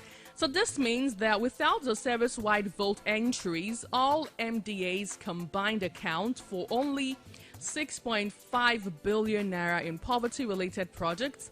The Brother Communities Development Agency headquarters record 63 million naira across 2 projects targeted at the Zamfara North Senatorial District. Now, these include 28 million naira for poverty alleviation and empowerment for women in Zamfara North, and 35 million naira for poverty alleviation and empowerment in the same district. These are geographically focused interventions that make up a small fraction of the overall allocation. The Federal Ministry of Special Duties and Intergovernmental Affairs has 9.1 million naira for monitoring and evaluation of poverty alleviation programs, reflecting an administrative rather than direct intervention focus. So, under the Federal Ministry of Agriculture and Food Security Headquarters, 140 million naira is allocated across 2 projects. The latter of the 2 is 105 million naira for the provision and supply of agricultural grains for poverty alleviation in Ekiti, Okero, Ofa, and Ife Lodun local government areas in Kwara South Senatorial District. The second is 35 million naira for the construction and rehabilitation of solar-powered and motorized boreholes, and for the provision of skills acquisition starter packs to youth and citizens across the 6 geopolitical zones. Together, they signal a mix of food distribution and basic infrastructure linked to poverty reduction. The National Center for Agricultural Mechanization in Ilori records 245 million naira, broken down as 105 million naira for the purchase and distribution of empowerment items to selected women and youth in Lagos, focused on the creative industry, and 140 million naira for capacity building and skill acquisition across 26 wards in Akinyele and Laglegu Federal Constituency in Oyo State. Oh my goodness. Now that is interestingly quite a lot, and we hope to see that this 1%, but below 1%, is really pretty small to fight poverty in Nigeria. But we hope to see a little bit of change in all of this moving forward in the year 2026. If you're just joining, you're on to Business 360 right here on Independent Television with me, Anwoluwakbo Stevens. We'll quickly take a short break, and when we return, I'll tell you what's going on with IMF raising Nigeria's 2026 growth rate forecast to 4.4%, and also NGX total market valuation jumps to 217.74 trillion naira mid-January 2026. All of this and more right after this break.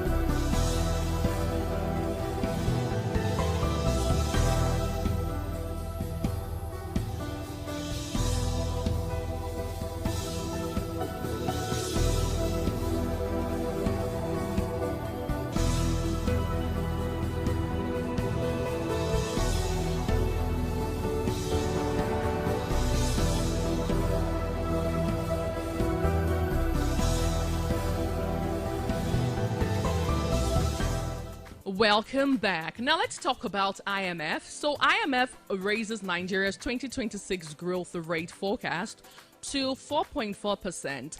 The International Monetary Fund has raised Nigeria's economic growth forecast for 2026 to 4.4%, up from its earlier projection of 4.2%. The revised outlook was published in the IMF January 2026 update of the World Economic Outlook and unveiled on Monday at its report official launch. The adjustment reflects the fund's growing optimism about Nigeria's medium-term prospects as reforms, fiscal coordination, and macroeconomic stability begin to gain traction, while also placing the country within a broader regional recovery narrative. So what does this report really say? The IMF's latest projections point to a modest but meaningful improvement in Nigeria's medium-term growth outlook relative to its previous assessment. Now, Nigeria's economy is now expected to grow by 4.4% in this year, 2026, compared with 4.2% forecast issued in October 2025. The IMF made no major changes to its near-term outlook, suggesting that the upgrade is driven largely by expectations beyond the immediate horizon. In sub-Saharan Africa, regional growth was revised upward from 4.0% to 4.1% for 2025, and from 4.3% to 4.4% for 2026, indicating a broadly shared recovery trend. So South Africa's growth outlook also improved slightly, with forecasts rising to 1.3% for 2025 and 1.4% for 2026, up from earlier projections. Overall, the data suggests that Nigeria's improved outlook is consistent with gradual but widespread economic strengthening across the region rather than an isolated revision. So here is the backstory on this interesting revelation. Nigeria's revised forecast builds on a period of significant economic adjustment marked by policy reforms and efforts to restore macroeconomic balance. In October 2025, World Economic Outlook, the IMF, had projected Nigeria's 2026 growth at 4.2%, reflecting lingering concerns around inflation, fiscal pressures, and structural constraints. Now, since then, policymakers have continued to pursue reforms aimed at strengthening fiscal coordination, stabilizing the macroeconomic environment, and improving productivity across key sectors. So the IMF has repeatedly emphasized the importance of structural reforms and driving sustainable growth across emerging and developing economies, including Nigeria. Now, the January 2026 revision suggests that the fund now sees a stronger payoff from these reforms efforts over the medium term. Now, why does this even matter for Nigeria? The upward review of Nigeria's growth outlook carries important implications for policy makers, investors, and households. Away from that, let's see how the Naira did trade mid-January 2026. So NGX total market valuation jumps to 217.749 trillion naira mid-January 2026. Now, the Nigeria Exchange closed mid-January 2026 with a total capital market valuation of over 66.851 trillion naira, representing a 44.3% gain, and closing at 217.749 trillion naira. This is according to the latest data released by the Nigerian Exchange Limited at the close of business on Friday, January 16th. The NGX market capitalization, comprising equities, bonds, and ETFs, rose from 150.898 trillion naira as of December 31st, 2025, to close at 217.74 trillion naira on Friday, January 16th, 2025, reflecting 44.3% increase. Now, the increase is largely driven by equities and the exchange-traded fund segment, which have seen a remarkable appreciation in price evaluation across the various sector securities since January.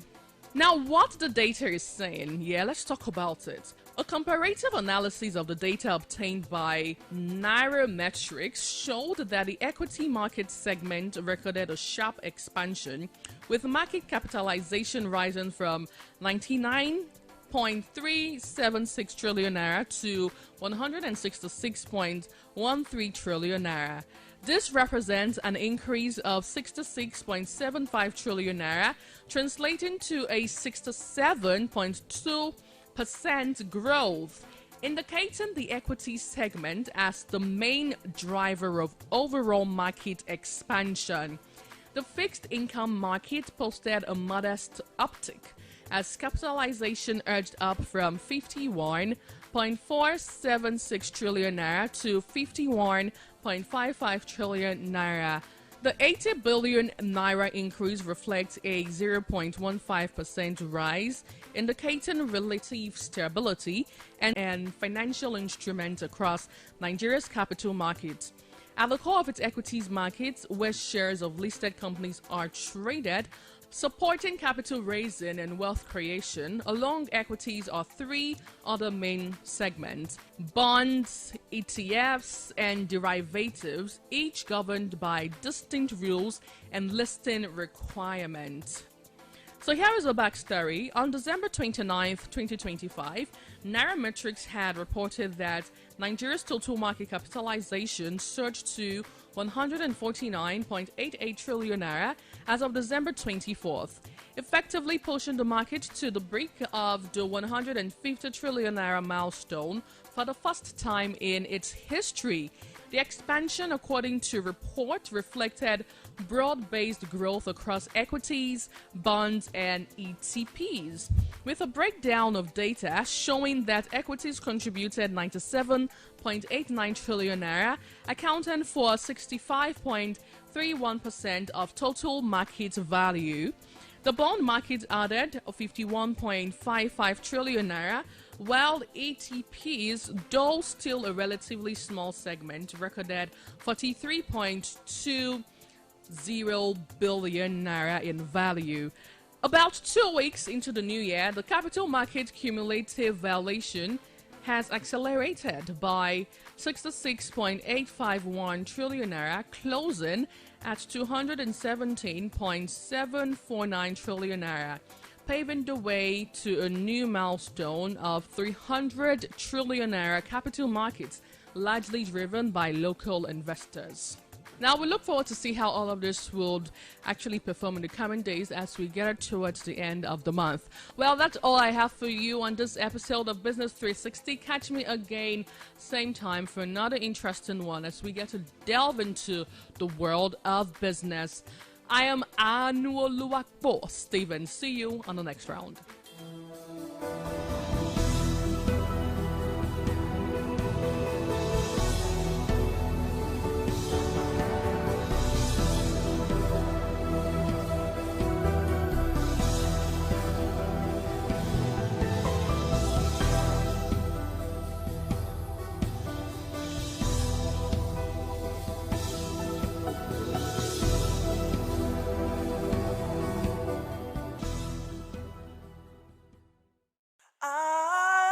ITV, certainly the best.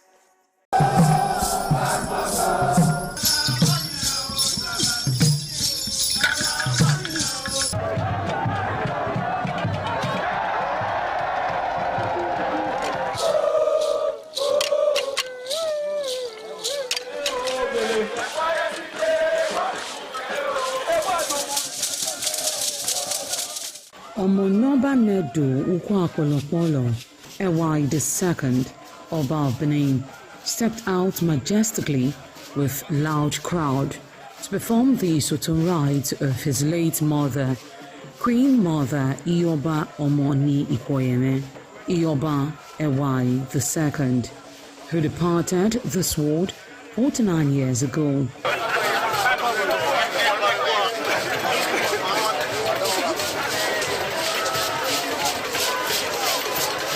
Isoton is a traditional rite of the procession in memory of the departed person's spirit in Benin Kingdom. It is usually heralded by public display of the departed person's influence during their sojourn on earth. The display of a human effigy symbolizing the departed royal matriarch was preceded by the Oba of Benin, who led the procession from his palace to the Emotan Shrine at King Square